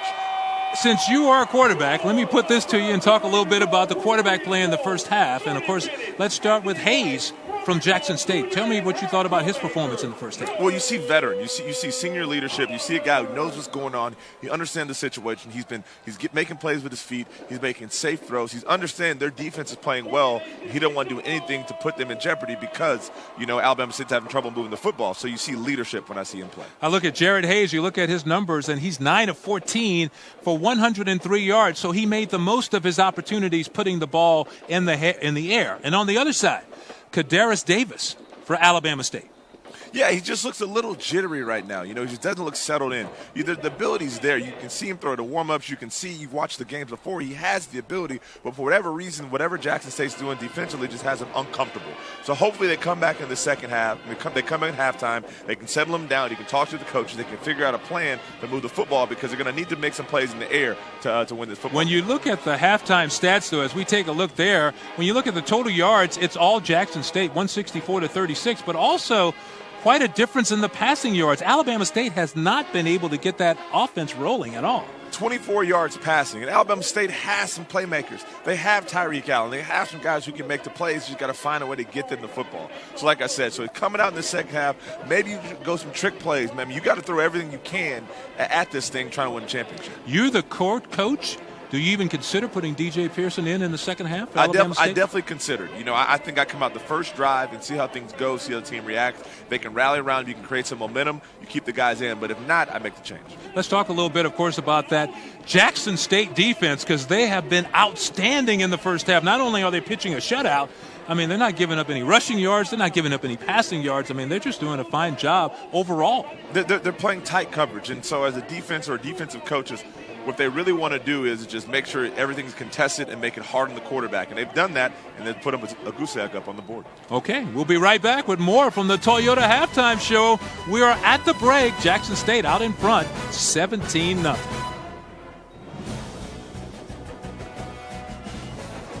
Tell me all the ways. Tell me all the ways. Oh, all the ways. Get gifts in a snap with free 2-day shipping at Target.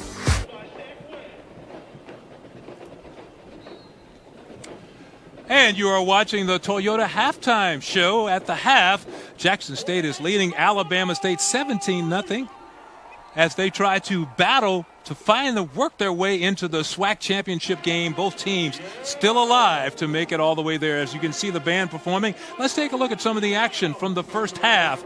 An exciting first half in which Jackson State came away with the lead. And we start right here with Ezra Gray trying to pop it outside, but a big play by Elijah Hill, spilling him up, stopping him short of the first down. And then check out Javon Brown. And then there's some more defense on the field for Alabama State. And then Christian Jackaman for the 37-yard field goal. He would come in to boot it, then right back on offense. And this is the huge play. Ryan Thayer takes it all the way in, 19 yards for the touchdown on the interception return. This time it's Jay State on offense. Pass near the sidelines, and it's a good defensive play there. Good catch, but he says incompleted play on the pass. And then right back, and that's the one, Josh Hill, 2 interceptions last week, almost made it his third in 2 games. And then how about that pass? Great pass right there to Keyshawn Harper right down the sidelines. The old rail route, I bet you threw a few of those in your time. Yeah, that wheel route's tough. You have a running back on a you have a running back on a linebacker, and you see a couple of those plays, the tip balls, the almost opportunities from Alabama State. They got to find a way to come up with these plays that they want to win in the second half. Okay, we will pause for another timeout. Want to get your thoughts on what Alabama State needs to do to get back into this game. We will talk about that when we come back in just a minute.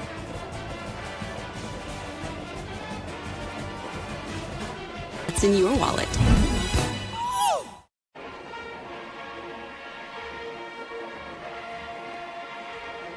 Welcome back, everyone. Butch Alcindor, Gerard Johnson, former Texas A&M and NFL quarterback. Gerard Johnson in the booth today. And we're at the half. Jackson State leading Alabama State 17-0. If you're in that Alabama State locker room, what are you telling your team that before you come out in the second half, they have to do something to generate some offense? Yeah, all I'm saying is just, guys, we just got to execute. We have to just do the things we know we can do. Jackson State hasn't done too much to force their hand. They've just been opportunistic on the missed opportunities from Alabama State. So if I'm coming out to help quarterback Kadarius Davis, what I'm really going to try to, I want to see some quarterback runs. I want to see some motions. I want to see some shifts. I want to see something that gives him a favorable situation for him to get comfortable, because he just hasn't looked comfortable. You have to find a way to get him settled in. On top of that, get the ball to Tyreek Allen. If it's got to be reverses, if it has to be jet sweeps, something to get the ball in your playmaker's hands and calm down Kadarius Davis. Yeah, we're looking at Davis right here as he is warming up before the second half, but in the first half, Kadarius Davis only 2 of 8 on his completion ratio right there for 24 yards, and then he had the one pick, the 19-yard that was returned for a touchdown. So it was a very less than impressive first half. It really has, but you've seen the games previous. He has the ability to something about this game. He's just been a little uncomfortable. So as a coach, you want to try to find a way to get him comfortable, because it's the only chance you have to get a win for Alabama State. You were talking about his ability. Last week, he was 16 of 25 for 171 yards and 2 touchdowns.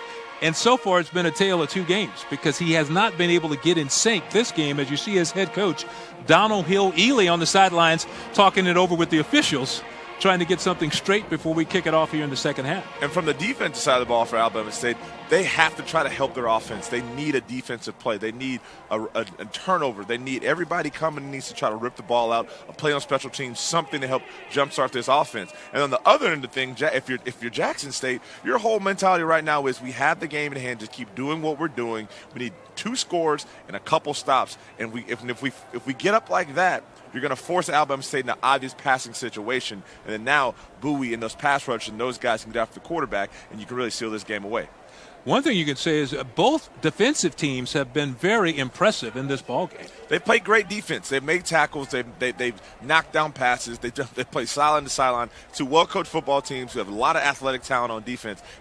Frankly, it's come down to the 2 quarterbacks. On one end, you have a guy who's a 5th-year senior, played a lot of football, played at Southern, played some other places, is now Jackson State. He's been around a lot of football, a lot of quality football, and you can see it in how he's playing with his maturity. On the other end, you have a quarterback who's not quite comfortable, and that's really the difference in the game so far. And, of course, John Hendrick, his second game as interim head coach since taking over. He had a very impressive debut last week against Prairie View. His team got out to a quick lead, and then they had to hold on late as the Panthers put on a big rally, but he got the win. And as we said on the top, both these teams still in the running to advance to that SWAC championship game. That's what it's all about.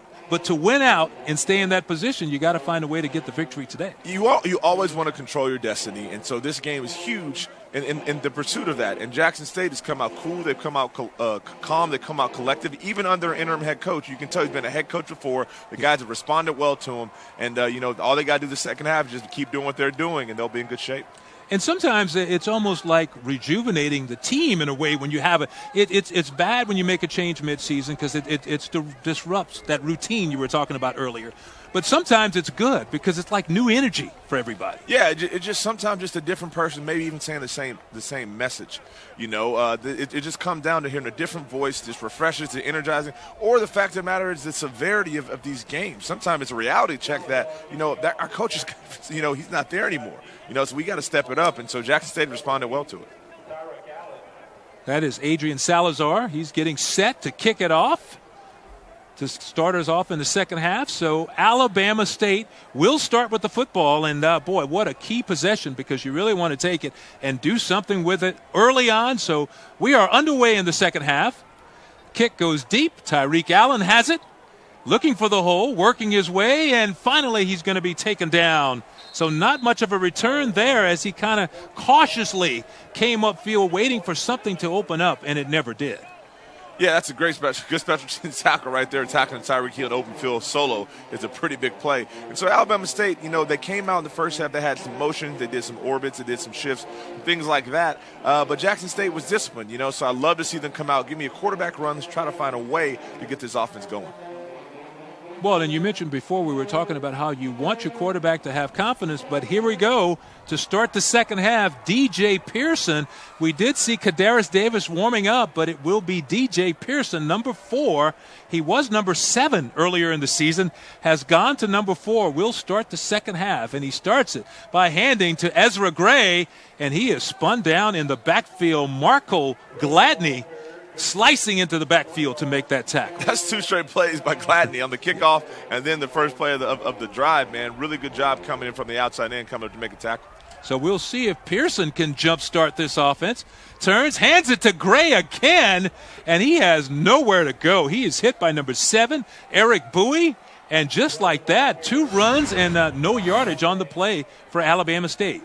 Yeah, they really are struggling to block this defensive front from Jackson State. That's just a simple inside zone, and the right tackle goes for a cut block and misses, and a really opportunistic play. And now you put your fresh quarterback in 3rd and long, and if you're Alabama State, you want to stay out of these 3rd and long situations because there's a lot of risk involved in these. Malik Hamner helping out on the tackle, their best defensive lineman also. So a huge 3rd down. Pearson with his first pass, and it's going to be intercepted. It was intercepted right there by number 3, C.J. Holmes. And now they're trying to see whether or not he caught the football, but it looked like Holmes did make the interception on the play. Now they're calling it an incomplete pass as we take another look. C.J. Holmes, the 6-footer, 175 pounds from New Orleans. Yeah, really good coverage there. They just a little quick slant. There was good coverage, but just low and in front of the receiver to where Alabama State's got to try to find a way to get a passing game. If you're struggling throwing the ball, it's going to be really hard to beat this Jackson State defense because they are really talented. Anthony Craven on to kick it away, and he has his man. A good fair catch call for right there by Newman, number 25, Warren Newman. But go back to that Pearson pass, and we'll talk about that in just a minute. We will pause for a timeout now. 13:47 left in the 3rd. Jackson State getting set to go on offense.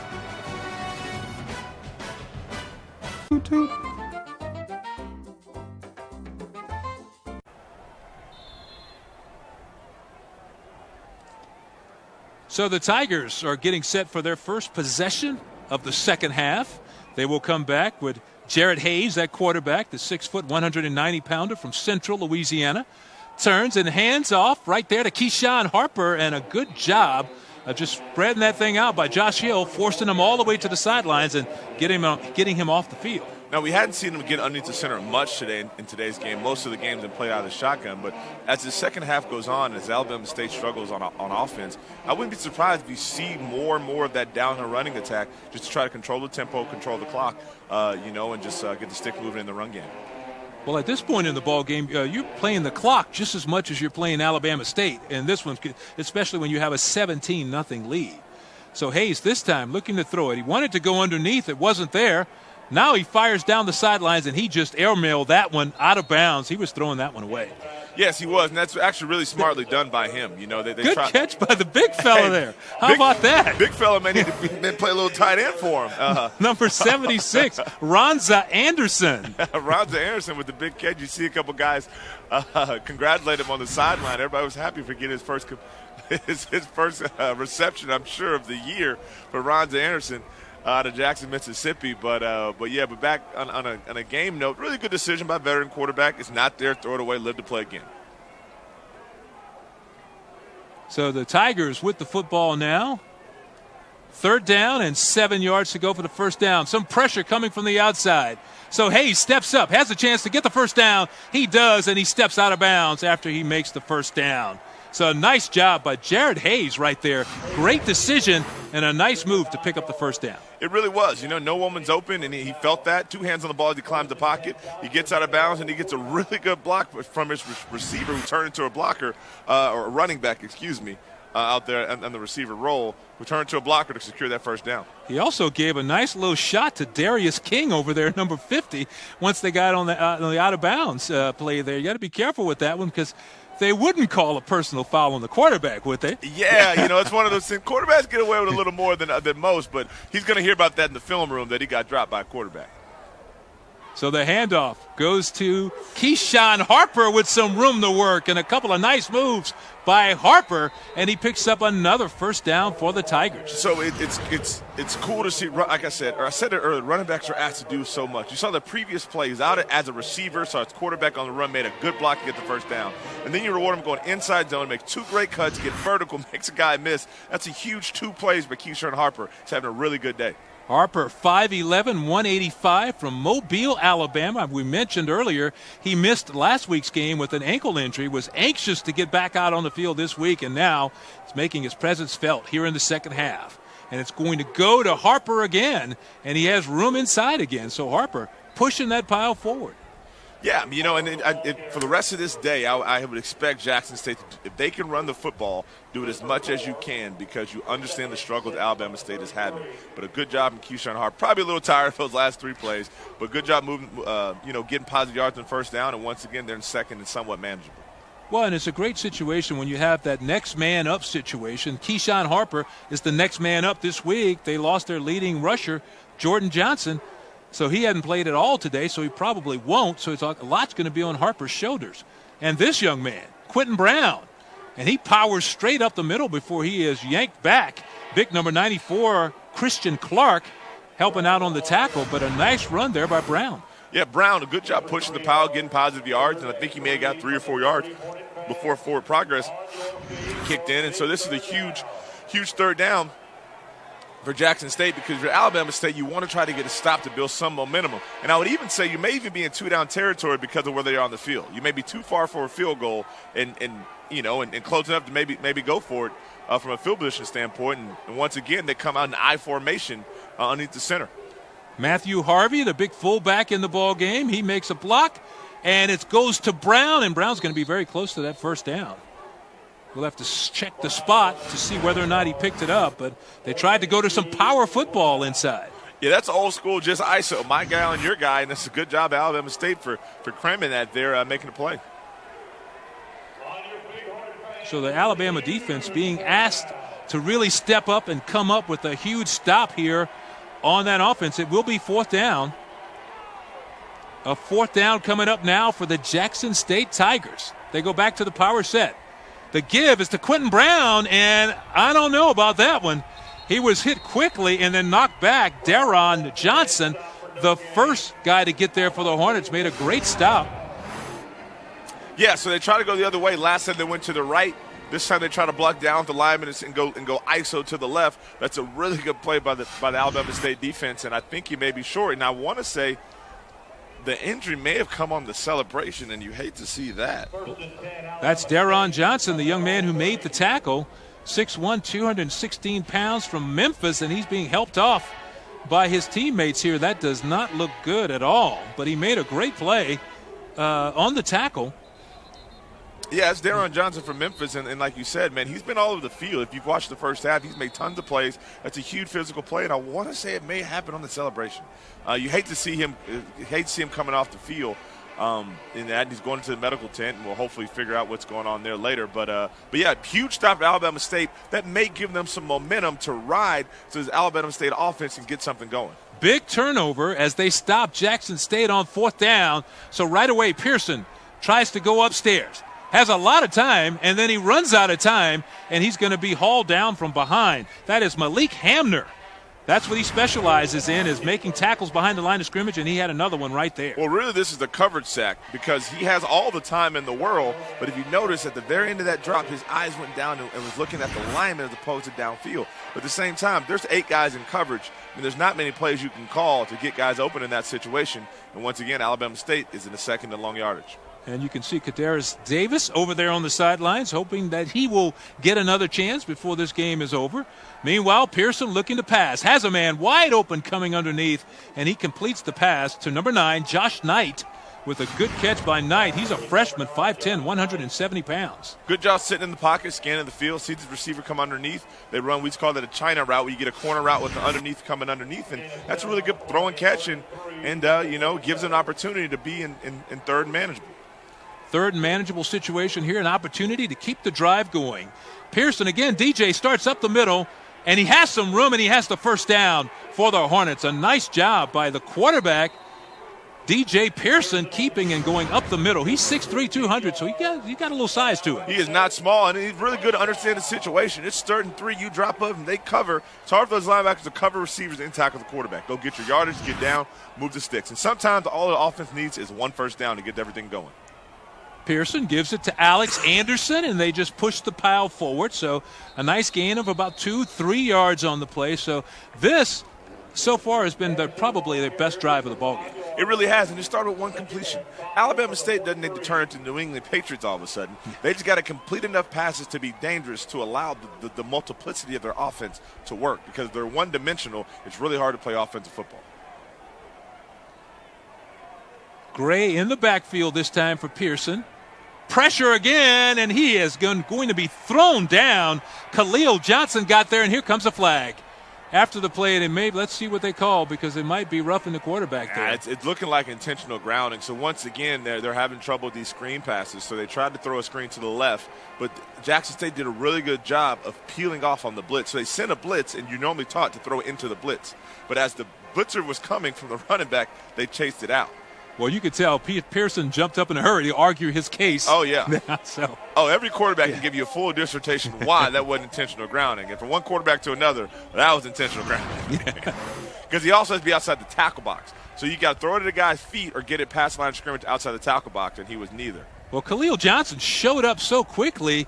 In all fairness, Pearson really didn't have a chance on that one, so he had to try to get rid of the football quickly. But a great play by number 13, Khalil Johnson, coming back there to get credit for the sack on that one. Yeah, so intentional grounding puts them in another situation that's long and that's tough on these quarterbacks. When your offense is struggling, especially in the pass game, the last thing you want to be is in 3rd and long. So they can rush 3 and drop 8 like they do here. Pearson with all day throws it into a crowd, and that one should have been intercepted. There was a lot of defensive players around on that one, and number 27 on the play for Jackson State had his hands on the ball, actually had a chance to make the interception. Patrick Wheelock. You watch the play. There's tons of time because they're only rushing 3, and you see 3 Jackson State defenders in between the Alabama State quarterback and receiver. There's 3 white jerseys in between that, and once again, Alabama State's got to find a way to stay out of 3rd and forever. You see a situation like that, though, as a quarterback, there's got to be someone open somewhere when there are 3 guys covering 1 man. Yeah, I mean, they're just dropped into a zone, and there's just not that many places to go with it. When they drop 8, you just don't have the numbers, and they got to find a way to stay out of 3rd and 12, 3rd and 16, because they're going to be in prevent defense. Well, Craven's kick rolls all the way down inside the 9-yard line. That is where the Tigers will take over. They lead this ball game 17-0 over Alabama State. 7 on ESPN. And welcome back, everyone. Jackson State leading Alabama State 17-0. We have 7:18 to go here in the 3rd quarter, and the Tigers are getting set to go back on offense. And so far in the 2nd half, they have won the time of possession battle.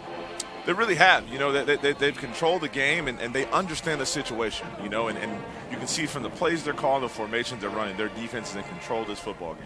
So offensively, you want to move the football, get points, but do not turn the ball over to put your defense in a bad situation to give Alabama State momentum. Jared Hayes fakes the handoff. He keeps it, rolls out to his right, fires, and it's going to be an incomplete pass. He had a man. He was trying to throw back over the middle, and they always teach you that's a no-no for a quarterback. You have to be very careful with that pass. He was trying to hit Kraft. That was a dangerous pass. I mean, like we just talked about, the worst thing that Jackson State needs is a turnover right now, and that was close. You know, he missed his receiver. It's a decent play call. I like the thought, get the quarterback keeper. At the same time, it was very fortunate that Alabama State didn't get a potential targeting or unnecessary roughness penalty on that hit at the end of that throw as well. If you wanted to flip this around, though, we do have a flag on the field. So while the officials talk about that, you have Jackson State. They have the ball down at their own 9-yard line. So you have them backed up. It's a situation where, boy, if you could get a turnover here or force a quick 3-and-out, you'd really help out your offense. Bingo, you really flip the field, and so they come out and throw a quick little swing pass screen. And once again, this Alabama State defense is running to the football, and they played lights out tonight. They really have. Keyshawn Harper on the carry, and there's nothing doing there. I mean, there's just no room in the end. No place to go at all as he tries to go over there. So that's going to bring up 3rd down for the Tigers. Interesting call on the coaches here. You have a veteran quarterback. It's 3rd and long, ball backed up, and you know you're in control of this game. I wouldn't be surprised for quarterback draw or something that maybe has some bang for buck. That's a very low-risk situation because last thing you want is a turnover here, being backed up on your part of the field. Jared Hayes with an empty backfield. The blitz on the way. He has to throw it quickly. Goes down as a one-on-one matchup. And Newman almost came away with a great catch as he tried to come back and make the catch. He almost did. They ran this play earlier in the beginning of the game, and they hit it a couple times on a good throwing catch. But this ball just thrown a little bit slightly underthrown.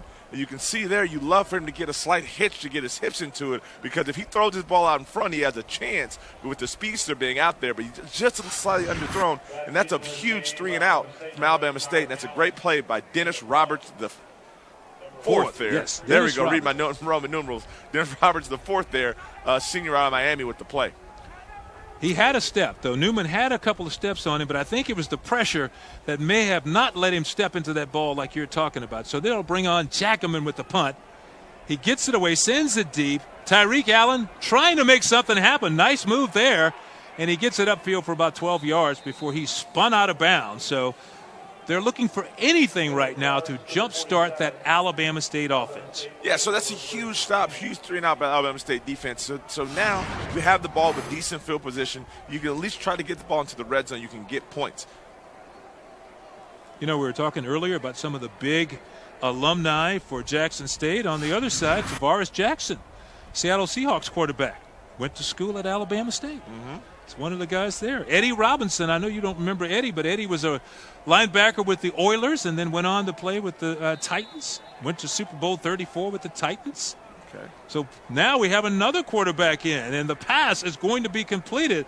So Coach is checking out every possibility here as number 11 comes on, Chris Scott, to get his shot. He's 6'4", 176 pounds, and he's a freshman from Natchez, Mississippi. I tell you what, man, he did that thing strong. Ball comes out of his hand clean. That's a throw with conviction right there. They run the nice little, we call that mesh routes. We have two shallow crosses running across the field. So that's a crossing route at around 3 to 5 yards, two guys passing each other, and they sit in zone coverage and run versus man.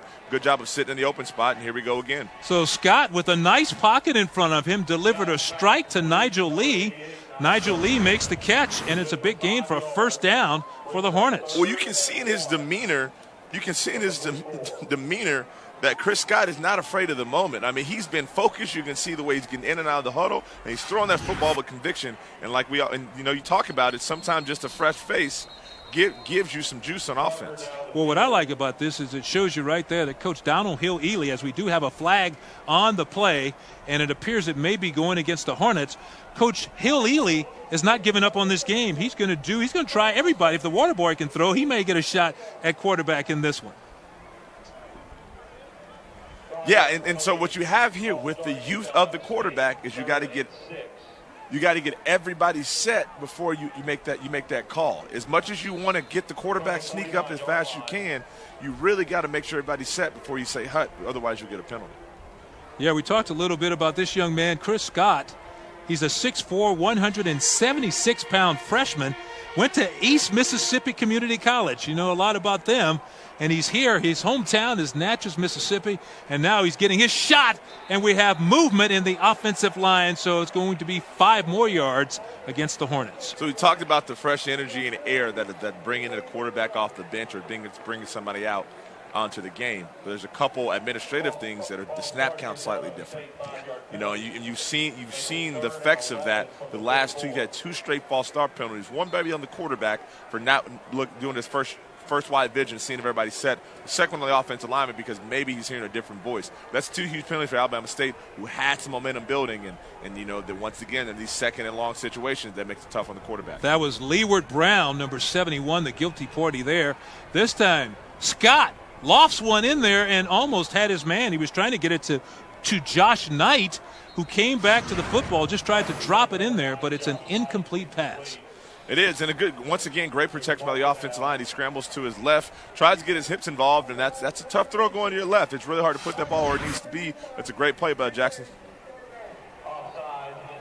And there's another penalty down, and this time it's going to be 5 yards going the other way because Jackson State was offside. I mean, at this point, we're just going to go back and forth 5 yards to go at this point. But now we got a 3rd and 7, little management point. If I'm Alabama State, I'm 100% in 4-down territory. So as a play call, you got 2 plays to get this 7 yards. Well, and that was a big help. That penalty was huge because they were looking at a really long situation, and this is a little more manageable. Scott at quarterback. Moves a little to his left. Fires near the sideline, and his pass is underthrown. Was trying to get it over there to Josh Knight, number 9. the 5'10", 170-pound freshman from Birmingham. Yeah, so they're going the inside fade from the inside receiver, and it's tough coverage, and I'm not going to say exactly one there, but the ball was definitely underthrown. Great coverage there by number 37, David Arrington on the play. David Arrington from Montgomery, Alabama, freshman, helping out there. And so this is going to be a big down. David Arrington, 6'0", 6 foot 179 pounds. So we're seeing a lot of freshmen on the field today. Yeah, for Alabama State, I talked about it. Maybe it's an opportunity to go for it on fourth down, but you're not going to go for it on 3rd and 7. You could have got half of that. A fourth down attempt, maybe a 4th and 3 is possible, but 4th and 7 is tough. So Craven's kick goes out of bounds, and while the officials figure out where to mark that football, we're going to pause for a timeout. With 4:11 to go here in the third quarter, Jackson State still pitching a shutout, 17-0 over Alabama State.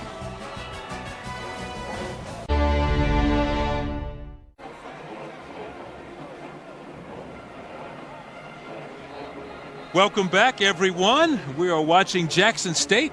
Right now, they're pitching a shutout versus Alabama State, 17-0 with 4:11 to go here in the third quarter. And so far, the big problem has been Alabama State trying to jumpstart some offense. They just can't generate any offense so far in this game. Yeah, that last drive, they were on the right track. They brought another quarterback. And Chris Scott, and you saw them move the ball, get a couple first downs, but then they had a couple penalties that shot themselves in the foot and went 10 yards forward and then 15 yards back, and it was really tough getting themselves into the 3rd and long and forced them to punt. So once again, Jackson State is backed up. If Alabama State can get a 3-and-out here, they can get decent field position once again. Jared Hayes still at quarterback. He's already shown he can do it with his arm or with his legs. He's had a couple of nice runs for first downs, and this time he passed, and it should have been intercepted again. That is Dennis Roberts, who was in perfect position to haul that one in, and he just did not make the play. That's just kind of the story of the night for Alabama State, man. They've been in situations just not making plays. And I said this in the first quarter, it's really tough on right-handed quarterbacks who sprint out to their left versus athletic defenses. And really that came down to just an errant throw, and it's a play you got to make if you're Alabama State if you really want to get back in this football game. And no one knows that more than Dennis Roberts. He said, I can't believe it. He's 6'1", 199 pounds. He's a senior from Miami, and he just let one get away right there. So Jared Hayes gets a second chance.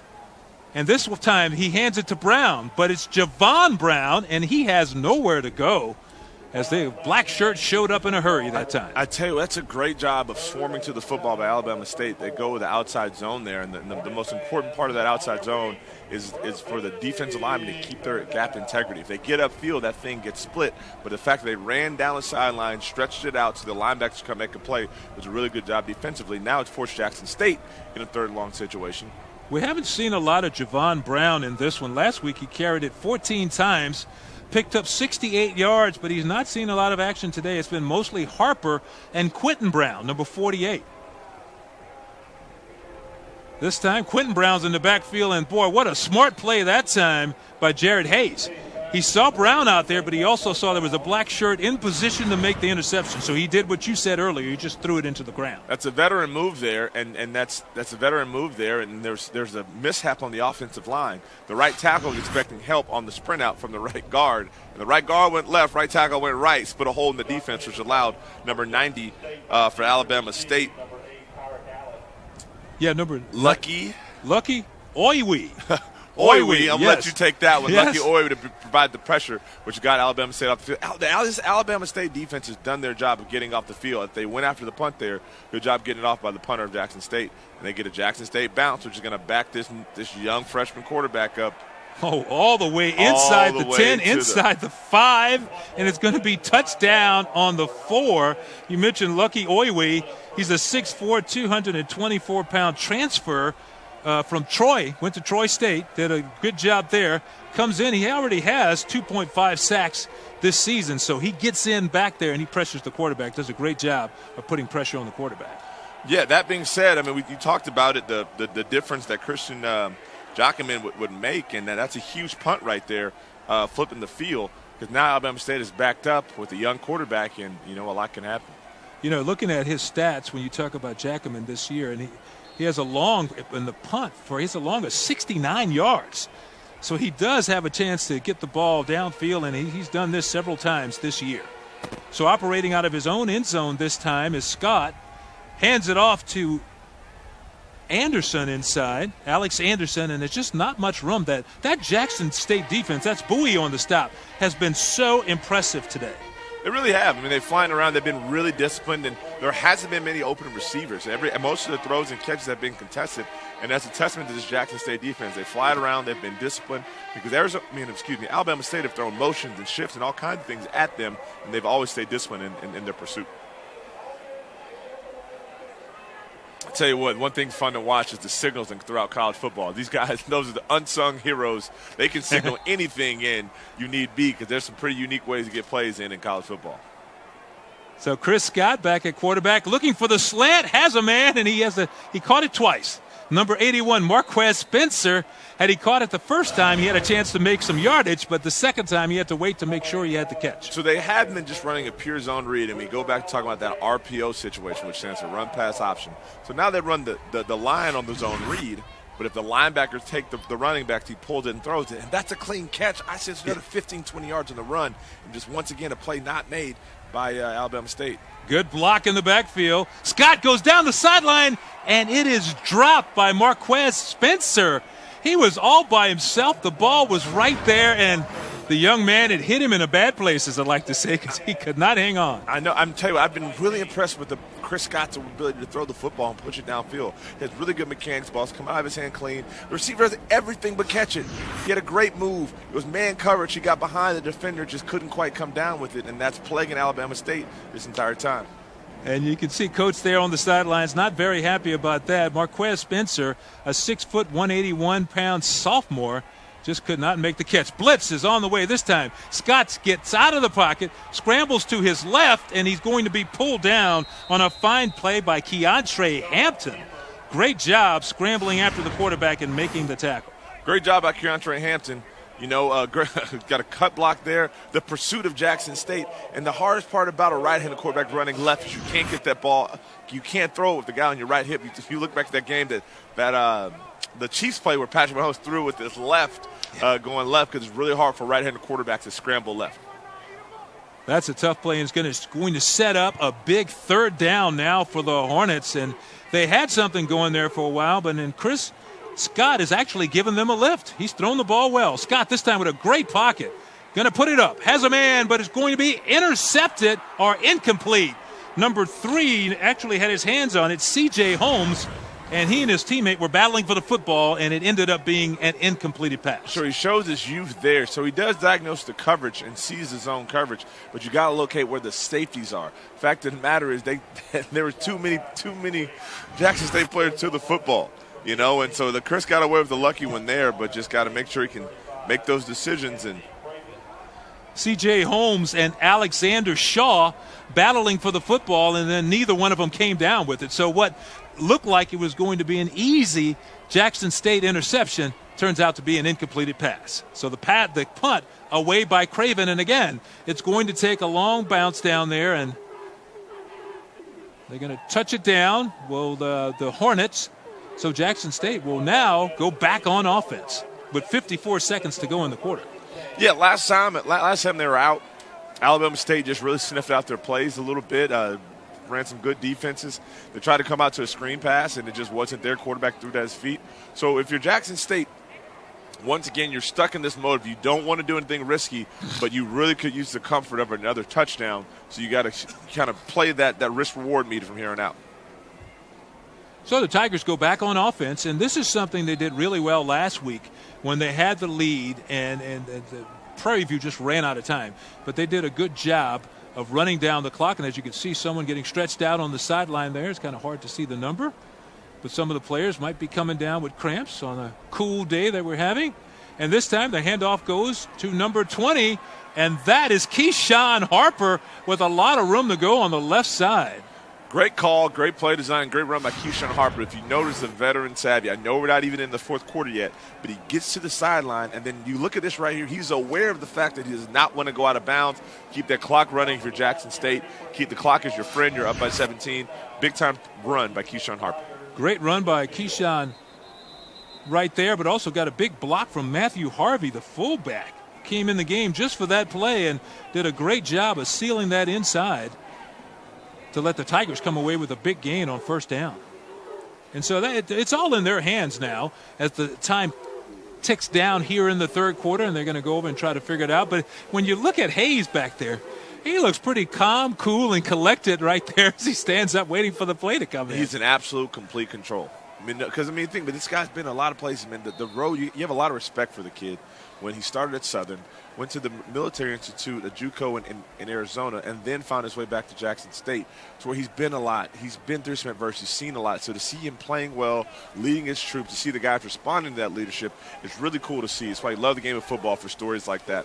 Hats off to that kid for pursuing his football dream. And he's battled to be the starting quarterback all year long. You know, he and Pounder were going back and forth, back and forth. I mentioned I did the game last week as we're ticking down to the end of the third quarter, and that will do it for 3 quarters. We have one more to go here in Montgomery, Alabama, and Jackson State out in front, 17-0.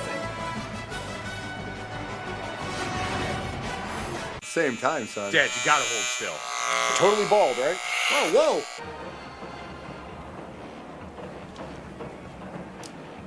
Welcome back, everyone. A beautiful afternoon, as you can see, and Jackson State.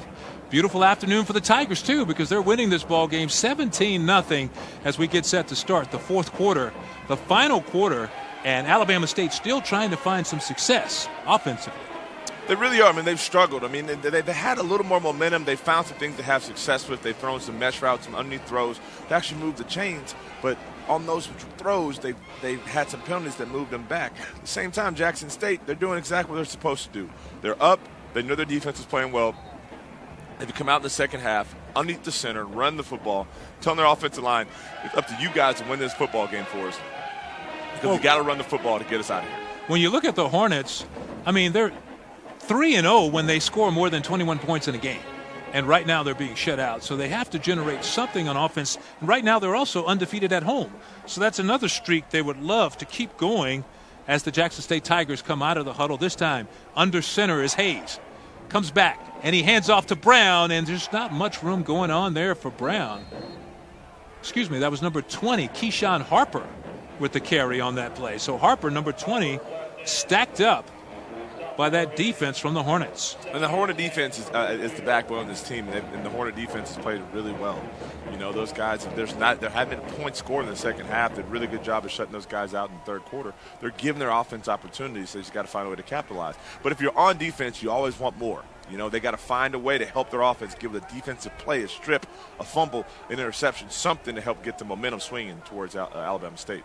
Hayes turns and hands it to Harper again. Harper down the sidelines, and he has some quick feet when he gets near the sidelines as he high-stepped it for a nice gain. It's going to depend on where they rule him out of bounds, but either way, it's going to be a nice pickup for Keyshawn Harper. Big-time run here by Keyshawn Harper. You see all that is just a simple ISO play, the offensive line blocking down.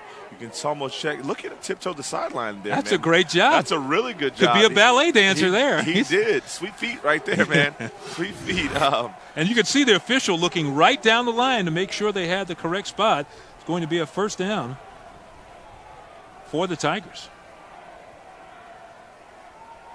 Once again, Harper again trying to bounce it to the outside, and he has some room. And another nice gain. So you can see Jackson State getting into a little more deliberate offense. And we're going to get a chance to see him do his footwork down the sidelines. But he had a chance. He's had 2 nice runs here. He's really done a good job of coming out of the backfield. Well, they haven't run that play right there in a while. They decided to go with the counter action there where they pull their right guard and their fullback chases them. It's called counter right. So they get some misdirection, get Alabama State to overflow, and they cut the ball back right for a big running gain. And once again, the clock's rolling. They run the football, and this is what they're looking for is they come out and run power to the left. Yeah, they've come out here on this drive, and Jared Hayes has gone behind center on every snap, and he's just turned and handed right or turned and handed it off left. And right now you can see that their pace has slowed down a lot. They're being a lot more deliberate on offense and trying to chew up some of this clock. They really are. The offensive line has done a good job. They've mixed up their running plays. And as you can see, this Alabama State defense is slightly gassed because they're not as used to teams running right at them with the run game. And And, give this offensive line credit for Jackson State. I mean, Alabama State knows they're going to run it, and they're still putting up yards. 3rd and short coming up here. Quentin Brown on the carry, tried to bounce it outside. He could not do it. A fine tackle there by Karan Ramsey. He's played a good game. The 6'3", 200-pounder coming up quickly to make the stop. Yes, that's a huge play. It's a huge play there to make the stop, going side on the sideline, keeping this leverage and keeping the running back from getting outside from the safety position. That's really impressive. So now we'll see what the Tigers do. Yeah, we're looking at a 4th down and short to go on this play, and they're keeping the offense on the field. They have Quentin Brown, number 48, in the backfield. The Hornets trying to almost jumped off sides on the front, and now you see Hayes looking to the sidelines, trying to find out if we really want to go for this on 4th and 1. He's going to let every second tick off of that clock. And now they take the timeout. Which I think is a good call. I think that's a good safe call. That's really smart to do.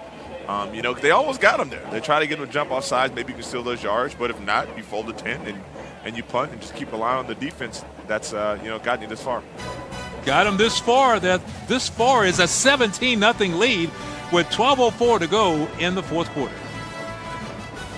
On Zaxby's.com or use our app to skip the wait and get your flavor when you want it. Zaxby's, the official chicken of sports fans.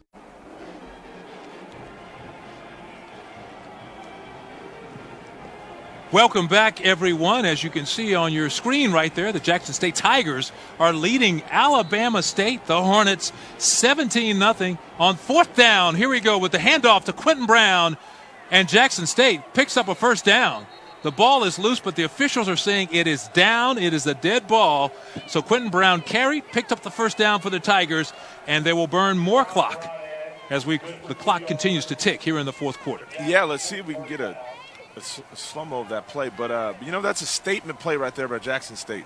And, as we talked about as coaches, as an interim head coach, his 2nd game, doing so, this is sending a message to your football team that you are going to be the aggressor. From here on out, we are not afraid. We're going to go for a 4th down, and we're going to go get it right there. And then they did that. So the clock is moving. It's a huge play. They could get up one more score, puts a lot of pressure on this Alabama State defense. Hats off to Jackson State and their ability to run the football.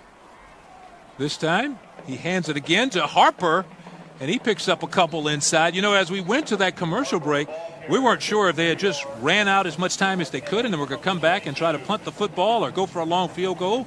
And I thought they might change their minds, but they came back out, got a better play, and went for it and picked up the first They really down. did. I mean, I was under the impression they were going to come back out and punt and play the safe way, but they decided to make an aggressive play, and it paid off. The one thing I will say on that previous run, they actually ran a counter motion. So they're in the I formation, but they're actually getting fairly intricate with what they're doing up front. They sent the whole line left, hoping the defense flowed and sent the running back to the right. The only thing I will say from that last play, and I got to get it off my chest, is just be careful as a running back in this situation, sticking that ball out, Keyshawn Harper, because they're looking to come by and strip it from you. Long pass from Hayes into the end zone, and it is incomplete.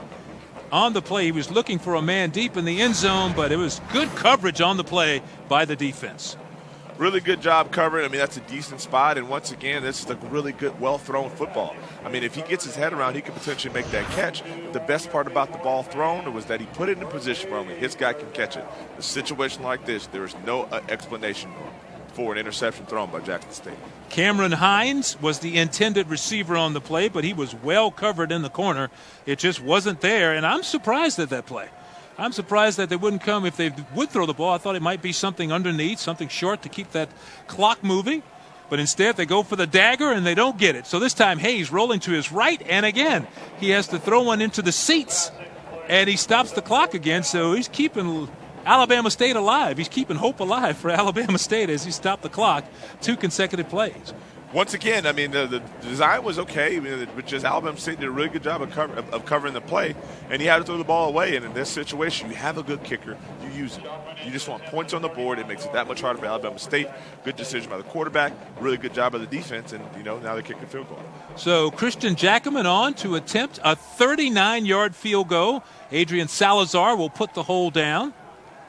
Snap is good. Hold is good. Good pressure on him, but he drilled it. A fine play by Christian Jackaman. That is why he is the best field goal kicker in the SWAC this year. But a good hole, good placement by Salazar, but there was a lot of pressure on that kick. There really was. You know, a good job. Alabama, you can see Alabama sit. They're not quitting. They're still fighting. They still believe in this football game, which they are. There's still a lot of time left. They got to score quick. They could really use the special teams play, too, to build this momentum. So Jackson State tacking on to that lead. It's now 20-0 over Alabama State. And that last field goal, it capped off. I'm sorry, that's the wrong. I was going to give you the wrong drive there. Let's look at the drive summary here.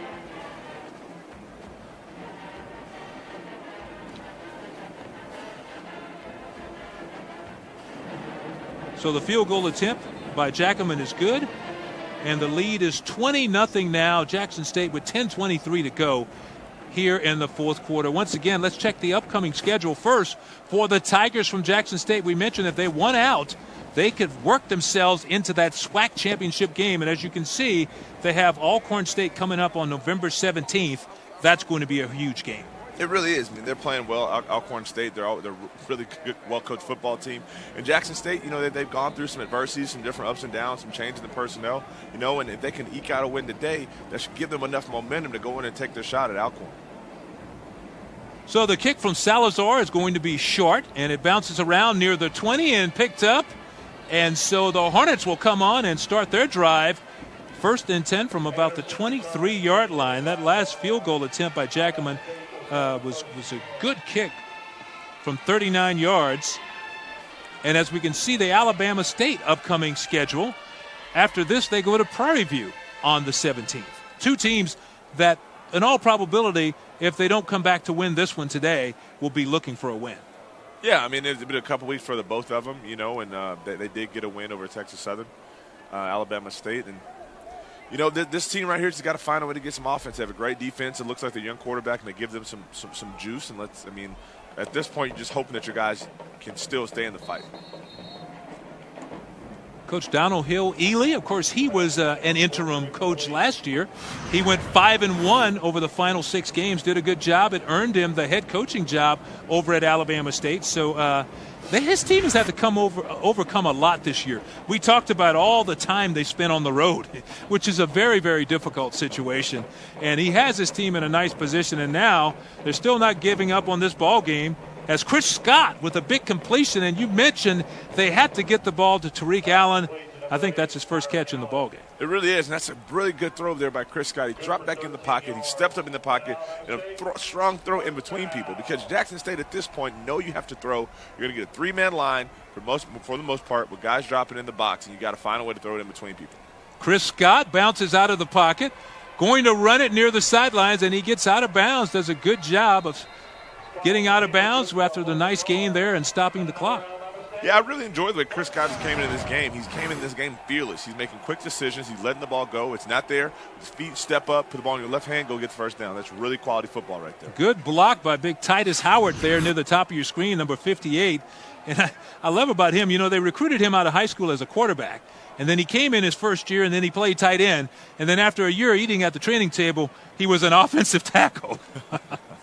So that was the progression on that, which means they must have a heck of a training table over at Alabama State. Absolutely. I bet they got good eating, my friend, down there for sure. So right here you have a similar play that they ran early in the day that they missed, is that they got a blitz, they put the running back on a flare, but once again, it's a slightly underthrown ball that causes the miss. Yeah, Titus Howard is number 58. He goes at 6'6", 310 pounds, and he's a senior, and he will be playing on Sundays in the NFL. So this time Scott with some time, and he tries to get it over the top, tried to drop it in there to number 19, Michael Jefferson, and it's just a little underthrown on the play. Yeah, that's a really tough throw. I mean, there's a guy underneath and a guy over. You only have one spot to put the football, and that's a really small window, and he just slightly missed. You know, and it just comes down to it, man. Football's a really simple game. It's the team who makes the most plays, and Alabama State is just struggling to make those plays at a consistent rate. And they've been trying to get the right combination out there. They have not been able to do that today, and that's what's going on now. Chris Scott, again, has to duck out of the pocket. Now he's going to pull it down and keep it, and the freshman makes a nice gain for the Hornets. Freshman keeping his head under pressure, pulling out of the pocket, and then picking up what's close should be a first down. Yeah, for sure. Great pass pro again by the offensive line. And once again, I can't stress enough, if there's only 3 guys rushing the quarterback, that means there's 8 guys dropping in coverage. So there's plenty of run lanes. A good job for him to go and get the first down with his feet. Scott again underneath, and he has his man number 85, Phillip Brown, and that is a completion. So he's doing a really good job of coming off his primary receiver and finding the secondary guy. He really is. And one thing I can say, but Scott, he looked poised. The moment doesn't seem too big for him. He's throwing with conviction. He's been really accurate.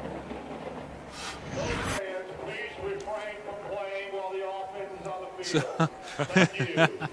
the bands have been warned about playing when the offenses are trying to run a play, and the pass is blocked there. It's an incompleted pass by Bowie, putting the pressure on the quarterback, getting his hands up, and making the big block. That's a really good play design there by the Jackson State defense, where they had the numbers and the leverage on the offense. Great job. I mentioned before, Chris Scott went to East Mississippi Community College, and you know what's famous about East Mississippi Community College, right? I do, man. I do. Big fan of the show. Yes, Last Chance U. And so he's here trying to come up with a last chance here for the Hornets to see if they can't get a score and then maybe try something to get the football back. But pressure on the quarterback, and Scott spins away from it. He's on his feet, and he's going to have another big gain down inside the 20-yard line. But what a great play right there by Chris Scott to get out of trouble and save the sack. That's a big-time play by Chris Scott. At this point, you're just competing, fighting, put your team on their back, and to build their trust and confidence as a young guy. And I think he's earning that tonight. Yeah, Coach Donald Hill-Ely likes what he sees on the field right now. And when you see your quarterback make that kind of play, kind of gets everybody pumped up, doesn't it? It really does. And all this Alabama State team needs is some momentum, just something to get excited about. Just let football take over. And the last thing you can take here is a sack. And there he is, the sack on the play by number 13, Khalil Johnson. But I tell you what, you watch Chris Scott in the pocket, he's cool. He had people all around him. He really is. You know, he really is. And it's just one of those things where you'd love for him to maybe make that decision a little sooner or find a way to throw it away. But now you got, now you're back. Now you're second and 10 again. Khalil Johnson. For those yards. The big fella coming up with a big sack in the backfield. 7:14 to go here in the ball game. But blitz is on, but they picked it up nicely. Pass into the end zone is going to be intercepted. Joe Wilson had a chance to make the catch. Joe Williams did, and he couldn't haul it in. And then this one will be intercepted by number 21, Tonia Alex. Got it off the tip, brought the interception, and made a nice return to set up the Tigers. Yeah, so you see when he drops back, he looks left, looks right, does a good job holding the safety. And there's a rule of thumb with receivers, and that is quarterbacks beat the safeties, you beat your men. And it was a 50-50 ball and a really good play by that safety coming over to catch a tip in the overthrow. Yeah, Joe Williams was battling. The receiver was battling, and the ball got tipped up. And Tonia Alex in the right place at the right time. 6 foot, 190-pounder from Baton Rouge, Louisiana. He's a junior, and what a big play in this ball game. Yeah, this is a huge play. I mean, Alabama State finally had some momentum. We're going in to score, and the next thing you know, Jackson State shuts the door on that momentum like they've been doing so much before. It's one of those 50-50 balls. I mean, the officials are talking it over on the field now. We may have had something go on after the play. But did he panic a little bit? Did he try to get it too quickly? I mean, you can set your guy up and you can make a big play on the 50-50 ball. Yeah, absolutely. I mean, he may have panicked a little bit. You'd love for your guy to come up and come down with that catch or just even protect the throw that you can throw it to him. But there does have to be some communication between him and the quarterback for sure. But the one thing we can say for sure is that Chris Scott has come in and really given his team a lift. He really has. I mean, he looks confident. The ball comes out of his hand really clean. They play with his arm. They play with his feet. And it really has this Alabama State, although they have no points, it has given them the best chance to win tonight.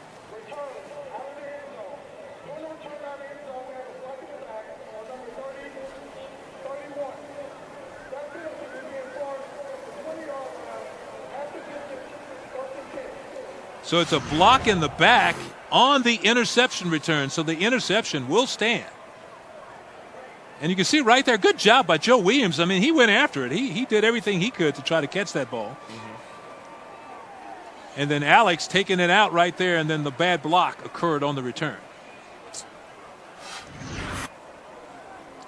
Yeah, that's a tough break. tough break for sure. Just kind of the way the night's gone for Alabama State. And if you're Jackson State now, you are very close, if not in it already, your 2-minute offense to bleed as much of this clock as you possibly can. Clock is down to 6:57 to go in the ball game.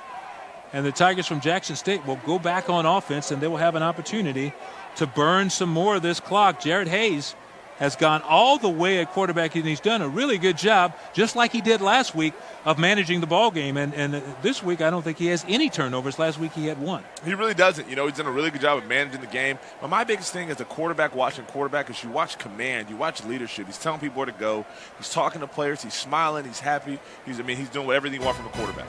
You can see Christian Jackaman, the kicker over there, pumping up that sideline for Jackson State. They are 6 minutes and 57 seconds away from another victory. We'll be back in just a minute.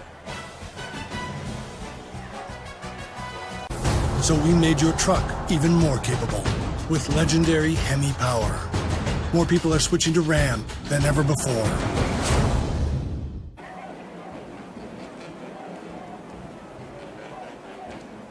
And welcome back, everyone. Jackson State trying to bring home a 20-0 win over Alabama State. Right now, the Tigers are leading at 20-zip. We have 6:57 to go in the ball game, and this is an understatement, but their defense has been phenomenal in this game.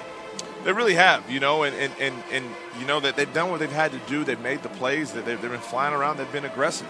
That's what all you can ask from your defense is to give you opportunity. They consistently do that, and they've been playing really well. Yeah, that defensive line is the strength of that J-State defense.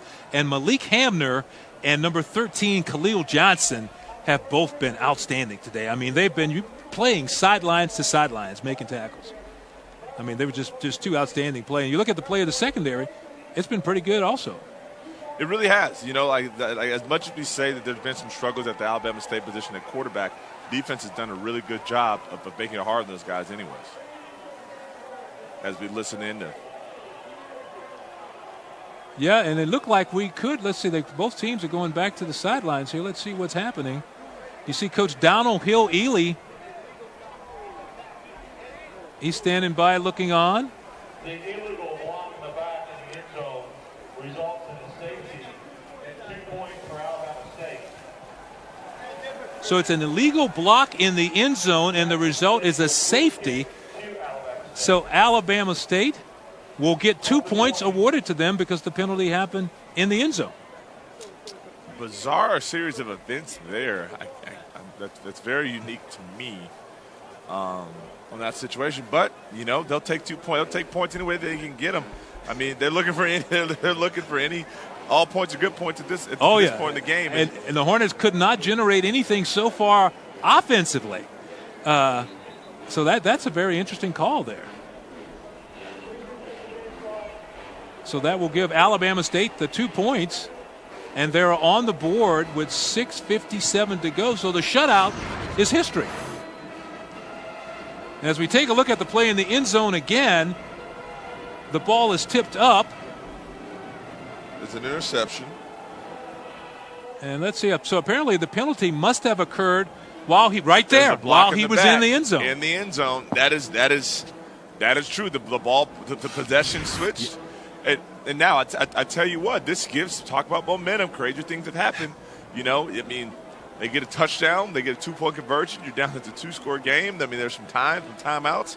I mean, if you're Alabama State, you're grasping for straws. You're looking for anything you can do to give your team momentum and opportunity. Man, just what a great play by Joe Williams fighting for that ball. He couldn't get it. Then it's intercepted. And then you do have a penalty in the end zone, and the officials caught it in time to make the correction. And just like that, Alabama State is on the board, and they're getting the football back, and the safety is like an equivalent of maybe even kicking a field goal on that possession, and now you come back and you got the football again. Yes, and now and there's a, you'd like situationally, you'd like to be a little more aware of what's going on there in the kickoff return if you're Alabama State return. So essentially, because of the safety, you're kicking from the 20. In most situations, if you're not a returner and the ball's kicked high to you, they want you to take a knee. Let alone if it's that far, you want the returner to catch it. But taking a knee, when there's the risk reward it adds up. You're worth taking the risk because the reward's so great because of the field position. So a missed opportunity for Alabama State. And that's what the coaches were telling Lucky Oiwe about on the sidelines on that particular play. They wanted him to let it go to the back man behind him, and a good pass completion there to Hickson from Chris Scott to Jeremiah Hickson, and just like that, it's kind of energized everybody. Hickson knocked out of bounds near midfield. It really has, and if you watch right, he sits in the pocket. There was a shallow cross that took the defender away, and he waited for his receiver to get on the other side of the linebacker, threw a nice, soft, catchable football to his receiver. I'm telling you, that's textbook quarterback play right there. It's really good by the young quarterback. Under pressure, this time the pass is a little bit behind his intended receiver, Nigel Lee, coming across the middle. And Nigel Lee should be thanking his quarterback because on that last pass, he actually threw it in a place to keep him from running into number 7. If he turns his hips and goes with it, it's actually a pretty decent spot to put the football to prevent a headache collision. That's a good point for the quarterback because a lot of quarterbacks, not a good thing, but they'll lay it out in front of you like that and you get smacked right in the mouth. So he saw what was going on. This time, Nigel Lee with a catch, and he's going to be taken down after a short gain. So the Jackson State Tigers are flying all over the place on defense. They are. The Jackson State defense is really good, but you can see how much it helps your offense with the quarterback who's spreading the football out. I really like the way the ball's coming out of his hand. The receivers are running routes. There's some energy in this offense, but it may be a little too late for this Alabama State team. Qdarian Barnett making the stop with some help from Alexander Shaw on the play. There's Alexander Shaw, 5'11", 194-pounder from Vicksburg, Mississippi. Scott this time blitz on. Going to try to get it up down the sidelines, and it's going to be incomplete. Well, now we have a flag down, so there must have been some contact, and another big break for the Hornets. But that's what you do. You got an all-out blitz coming at you. He cranked it up, took a chance. He really did. He sat in there. He knew the blitz was coming. He knew he was going to get hit, still gave his guy an opportunity to make a play. As you can see here, this may be pass interference on the off.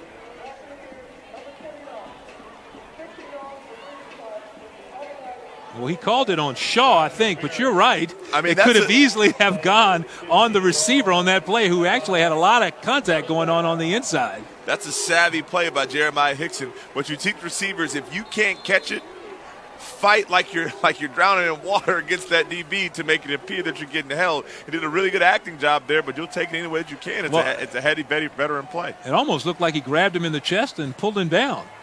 So this time Scott has a man open, and it's a completed pass to Michael Jefferson.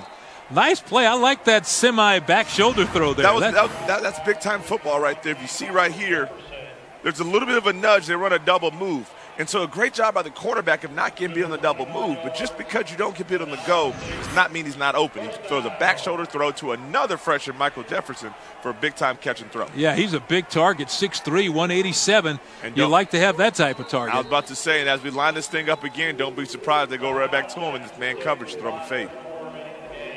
And Jackson State will go with the timeout, and Coach wants to talk a little bit about what's going on down on the field and see if we can't correct something to stop this drive.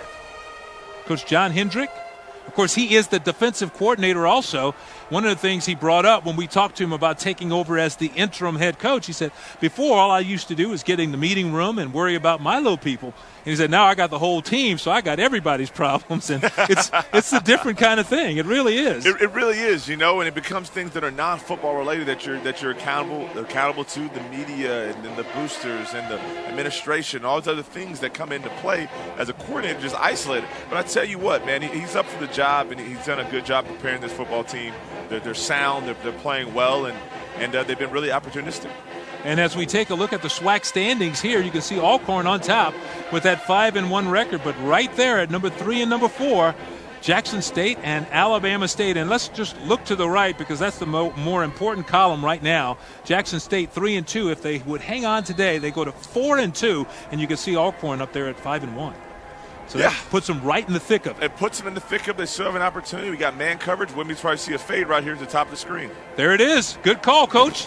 And it's almost caught by Michael Jefferson. Had his hands on it, just couldn't squeeze it. Yeah, great play right there. You're going up to Jefferson, their big receiver, 6'3". 6'3" receiver. I mean, a good try, good call. I mean, I wouldn't be surprised if they tried it again. I mean, that's a safe throw down here. You haven't had much success in throwing him other places. Just keep going back to the well, because at some point it's a 50-50 ball, and you hope your guy comes down with it. Great coverage by number 28, Ryan Thayer. Over there, he had an interception return for a touchdown earlier in this one, and you can bet the coaches on the sidelines warned him about that one. Pressure, and he throws it away. So pressure came up the middle.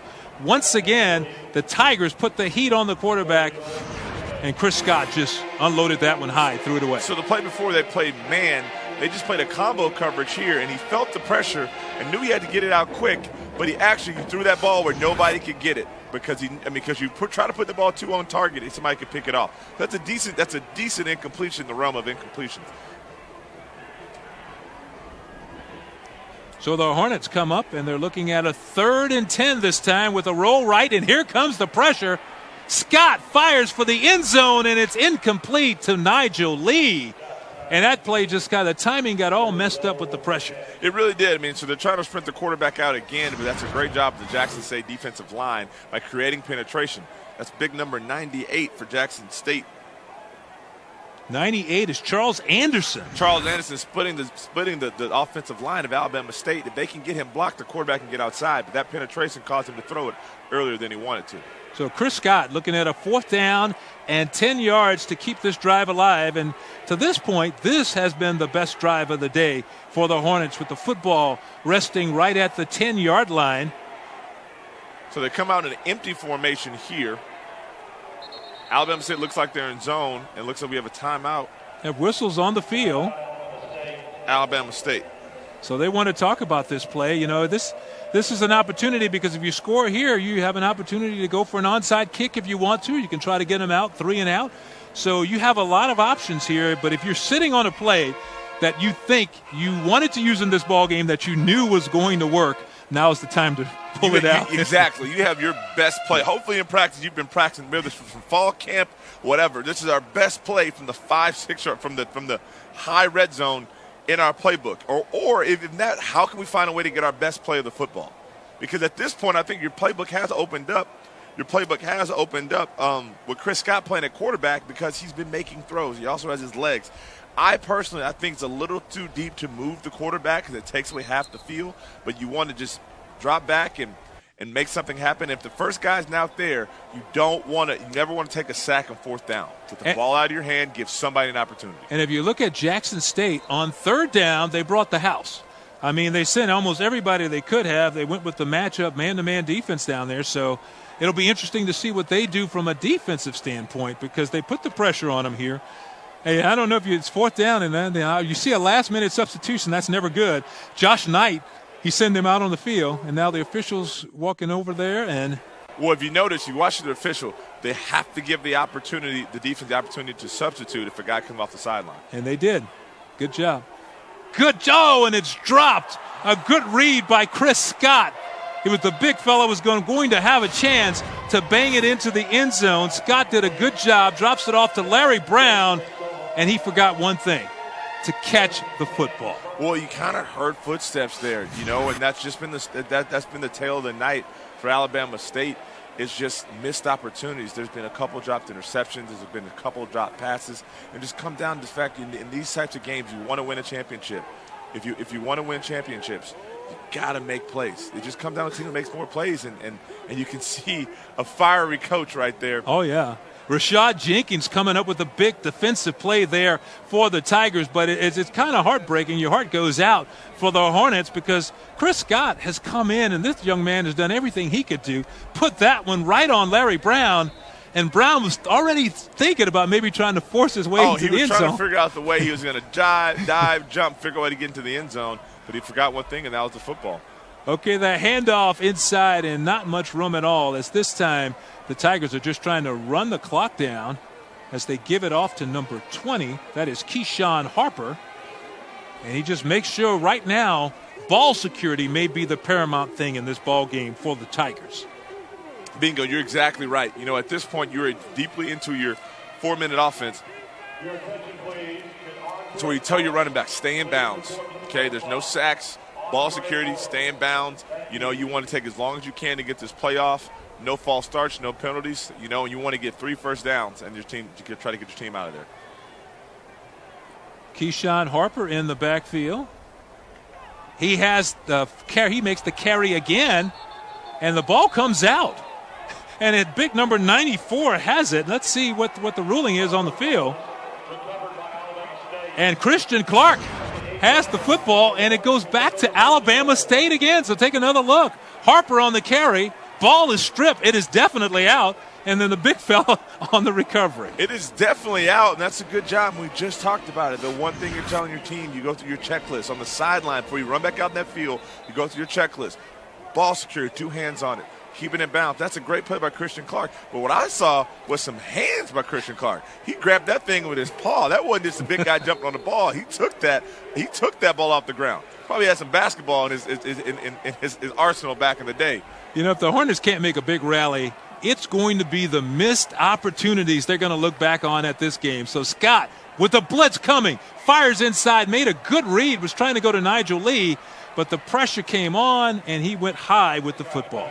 Tell you what, and you could see it. He's definitely feeling that hit right there. He had a free runner. He'll learn that, and he'll learn this as a quarterback. If you look at the replay here, the top of the screen, there's a guy who comes scot-free, and you can know pre-snap that guy is blitzing because they're never going to leave a receiver uncovered. So they have to, we call it cap. If there's 2 guys stacking each other on the formation, one of them is probably going to blitz because the guy behind him is covering the space that he's leaving. And that's a situation where he could have helped himself a lot had he saw that ahead of time and knew where he was going. And if you look right here at the bottom of the screen, he's capped at the bottom. So now he's blitzing to the right. He rolled into the blitz, and now it's an incomplete pass. So the Tigers from Jackson State coming with all sorts of pressure. They come with the blitz 2 consecutive plays, and they put a lot of pressure in on the young quarterback, trying to confuse him. He's a freshman back there, and I tell you what, they're putting a lot of heat on Chris Scott. So as he gets older, something he can realize is where you have your snap count, to where you use the snap count to give a tell from the defense. Peyton Manning was the master at this of we go in 2 so I can see where your blitz is coming from so I can get my protection set up. So Chris Scott now on 3rd down. Man free, sent in the house. Now the coach now look to the sideline. They saw the coverage up at the booth. Don't be surprised if you get a corner route from the inside receiver with 2 fire ends coming from the left. They're trying to make the adjustment on offense. Scott wants to go quickly now. Gets the snap. Here comes the blitz, and we have a whistle on the field. As he was about to throw the corner out. So just like that, I tell you what, it's a cat and mouse game going on out there right now. It's going to be legal procedure, so it's going to back the Hornets up 5 more yards. So, you know, they just have not been clean offensively from a penalty standpoint and from an execution standpoint. That's what it comes down to, man. I mean, it's hard to be good, sound football teams if you just don't execute, whether that's been pre-snap penalties, in-snap penalties. I mean, you talk about the defense in the first half with the face mask. I mean, they're a really good football team, just haven't done the things intangible things you got to do to win games. And so now you have a zone coverage or combo coverage, you still could potentially get the same play. So the Hornets going back on offense again, and at this point, you know, in the back of his mind, Chris Scott has got to be worrying a little bit about the pressure he's been getting. This time he has some time. They ran a stunt over the middle, and he throws it into a receiver who was double covered as Hickson on the play, and the pass is incomplete near the goal line. That's a really tough route concept into that coverage. I mean, the young quarterback just trying to give his guy a chance, but like you said, he threw it into double coverage. And once again, good job by Jackson State. They've stepped up. They played good defense, and we'll see what Alabama State does. I mean, just for the morale standpoint of Alabama State, it would be great to get this football into the end zone just moving forward past this game. Well, I got to tip my hat to Coach Hendrick, though. Jackson State has done a tremendous job of disguising what they've been doing the last 2 possessions in the red zone. So this is something you don't see. You have 3 receivers to the boundaries, to the short side of the field, trying to isolate a single guy, and this may be your best play of the scramble drill, although you have a hole. That is outstanding. It's a touchdown. Oh, well, that's not a catch. Let's see. He says touchdown to Nigel Lee. So it's a pass from Chris Scott to Nigel Lee. But, Gerard, I think you're right. Looked like a big hold in the backfield. I mean, this is outstanding. You won't see a better throw than this. Rolling out to your left, flip your hips, giving the fastball to the back of the end zone to catch. And we always see to be aggressive to the tuck. be aggressive to the tuck. The play isn't over until you tuck the football. For that exact reason right there. The touchdown doesn't count, but he dodged the bullet. Let's say if there wasn't a holding call on that, he was very nonchalant with that catch, did not put the ball away, and it was knocked out. The official in the end zone signaled touchdown, but because of the holding penalty, it will back the Hornets up even further. Yeah, it's tough slaying for Alabama State. I mean, my hat's off to this young quarterback, man. He's playing his tail off. He's doing what he can. Chris Scott. I mean, I think the Alabama State team program should have a lot of confidence moving forward in Chris Scott because he's really playing a good game. Well, and they had the touchdown. He broke out of the pocket, found the open man. So here we go, 4th down now for Chris Scott in the offense. Fires, wants to just put it in the end zone. A little contact, was trying to get it over to Tyreek Allen, but that's going to be an incompleted pass. Number 31, Rashad Jenkins on the coverage. The sophomore from Baton Rouge did a good job, had him all the way. And this is a decent job. You got to give your receiver an opportunity. You're trying to fit that in the tight window, but good job by Jackson State of playing nice, prevent defense and not causing a penalty and whatnot. I mean, just good sound football by Jackson State and Alabama State. They had opportunities. They've made some plays, just the timing and the situations had to pan out for them. And here come Jackson State back in their 4-minute offense.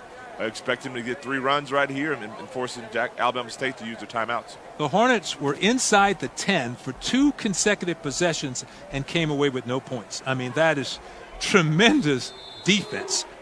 And they came up with all type of creative blitzes. They did a good job of putting the heat, and now the Tigers get to go on offense. And this is Quentin Brown on the carry, and he is hammered as he's taken down hard, and a little pushing and shoving going on after the play. Miles Thomas, one of the guys in there making the stop. Yeah, he was stumped. I mean, at this point, you know what you're going to get. Your Jackson State, we talked about it last time. The one thing you're saying, and I know Coach talked about it on the sideline, was ball security.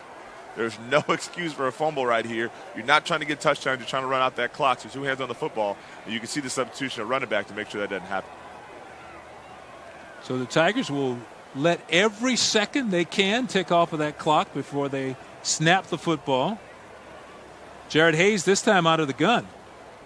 Turns, and he hands to Brown, and he has a lot more room to work. The only bad thing he did there was go out of bounds. Yeah, I mean, so he's a yard short from the first down. And there has to be some awareness of just understanding you can't go out of bounds. Make your run, take this guy on, fall. Whatever you do, fall in bounds. Miles Thomas coming up quickly. We have another flag down on the field, though, as the official picks it up right there, and the Tigers are going to go backwards after that big run. So it was a nice gain on the play by Quentin Brown, but he's going to have to go backwards with it. Miles Thomas with 2 big plays on defense in a row. Yeah, but, I mean, this defense, Miles Thomas has been physical. He's been flying around the field. I mean, they've been making plays. At this point, though, it's just, it's Alabama State defense. Hats off to them, and they played well. It's just offensively they haven't made enough plays. And even defensively, there have been some opportunities for interceptions they haven't made either. So as the officials mark it off, and we'll see what they're talking about here as we go back to live action now. Jared Hayes going all the way at quarterback in this one, hands to Quentin Brown. And last week, this is what Quentin Brown did so well late in the game. I mean, he just chewed up yardage, 4 and 5 yards a chunk as they ran out the clock on Prairie View. Yeah, and then that's, you get up on football teams and you try to do that. And looks here, there may be a penalty. Timeout Alabama State, okay. Alabama State is going to try to preserve everything. Oh, they're fighting hard, and you got to like that. Coach Donald Hill-Ely has his team. They're not giving any quarters. They've just had offensive problems today, generating offensive points for one thing, but also maintaining drives. But I agree with you. That young man, Chris Scott, has come in, and he has been very impressive here late in the ball game as far as trying to generate something for the Hornets. He really has with his arm, and I think Alabama State's going to watch this film. They're going to learn a lot from it. There's a lot of teachable moments from this tape. I mean, especially even on the as well as the defense has played, they've dropped a couple interceptions, and it's really been the offense needed those plays, and that they found the quarterback. I think they're going to go back to the drawing board but hats off to Jackson State as well, because much we talk about the plays Alabama State did make, Jackson State made enough plays to put themselves in this situation. And now they just got to close this game out by running the ball. That's a very good point, because we saw Dennis Roberts drop 2 possible interceptions so that he could have had, that could have made a big, when you steal a possession away, you're stealing an opportunity. Those are opportunities you're taking away from your opponent and opportunities you're putting in your pocket. Absolutely, and it also creates a momentum shift, and a momentum shift can really just, it's funny how football works. There's that mojo to where guys just seem to make plays when things are going their way. But now they come out and they're forming an offense, and they got a 3rd and long, and we have another whistle down on the field as the officials come in, and they got to spot. The second time we didn't have the ball spotted correctly, and they had to change that, and someone up in the booth was alert enough to let them know on the field, and so they got the ball in the right spot now. And so we're going to crank it up with 2:22 to go here in the 4th quarter. And you can see Coach Ely over there still coaching away. Well, I think they just got an illegal participation penalty on the defense for having 12. Quentin Brown, this time he breaks it near the sidelines, and once again, he tips, so the clock's going to stop on the 1st down anyway, but he could dive in. But Quentin Brown breaks a big one just like he did last week. Great job of blocking. Right here we talked about it, DBs, as much as DBs want to cover, you're right there in the hole. It's a play that they would expect you to make, and I guess his shoulders weren't going square out of bounds. They didn't technically have him out of bounds, but that may have done it as his clock runs on for Jackson State. Handoff goes to Quentin Brown again, and he's taking some punishment, but what a big run that was. Breaking it down, he flipped the field with that one. Once again, we have whistles on the field. That was a gain of 1 on the play. It's going to bring up 2nd down and 9. After we had another whistle on the play, and the officials will mark it. 151 to go in the ball game. Yeah, 2 hard-fought teams. They like we said, what we talked about in the opener, we talked about in the beginning of the game. There's 2 teams who are very similar. 2 teams have been through a lot. They've had some wins, had some losses. They've faced some adversity. It's going to come down to the team that makes the least amount of mistakes. At this point, Jackson State, they made the least amount of mistakes so far. Who's your player of the game? Who would you think would be an impact player? We got the quarterback. Jared Hayes had a nice game. We saw Quentin Brown helping to seal this thing. Keyshawn Harper went down the sidelines for that touchdown play. And then you got all those guys on defense. We talked about Malik Hamner. We talked about Charles Anderson. We talked about Khalil Johnson. Johnson was all over the place. We could go down the list. And how about Ryan Thayard with that big interception off the tip ball? I honestly think the scoring plays are what stand out for me. So for me, it'd be Thayard or it'd be Keyshawn Harper, because I think he's done a really good job running, catching, doing a lot of things to help the team. So from the touchdown to the interception, I go one of those guys. Ryan Thayard, I like Thayard. So we call Thayard our impact player of the game, making a big play on defense. An interception return for a touchdown that helped to put Jackson State out in front, gave them a nice little cushion, and now the Tigers are just working on the clock. Ball goes back to Quentin Brown again. We talked about Brown a lot. He's that sophomore from Monticello, Mississippi, and he got to carry the ball last week. Got several, as I said before, he had 19 carries last week. That was his biggest load to date. And today he comes back with that one with another fine effort on offense. And there seems to be another flag on the field. The officials try to sort it out, and there were a lot of flags last week too.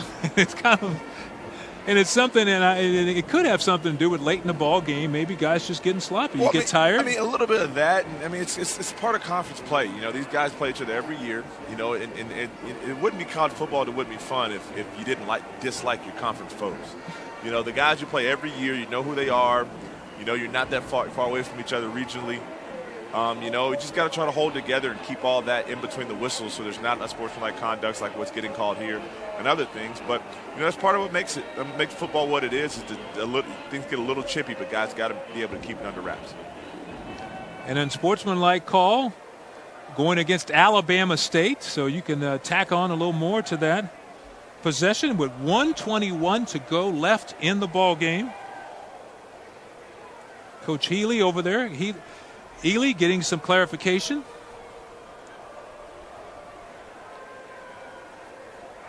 as the mark-off takes place there. And, we haven't mentioned it much, but the Alabama State defense has also done a really good job today. You look at the score and it's 20-2. That's not really indicative of how well they've come out and they've played. Yeah, I mean, they've played lights out and just, like we said, everything's gone good except for a couple missed opportunities. And that's looks like Alabama State's going to start taking a knee. We've reached that point in the game. That victory formation, everybody says it's the sweetest formation in football. And you see Jared Hayes right there taking a knee, and he touches down. And I guess the officials are trying to keep it from getting a little chippy inside as the clock continues to tick down to 108 as they try to sort things out down on the field. And we talked about this before the game started, about both these teams need this win to put them in contention to still play for the SWAC championship. And so now both programs going, I think, in two different directions. Jackson State goes in the direction of, we still have a shot. If you're Alabama State, I think you can take some positive from this game. I think you can look at this game and see that you were right there. You just need to make a couple more plays. So they can go to the drawing board, they can build some momentum for their program and finish the season out well. But I do think Alabama State is on the right track. Hayes takes a knee again with 32 seconds to go in the ballgame, 30 seconds now.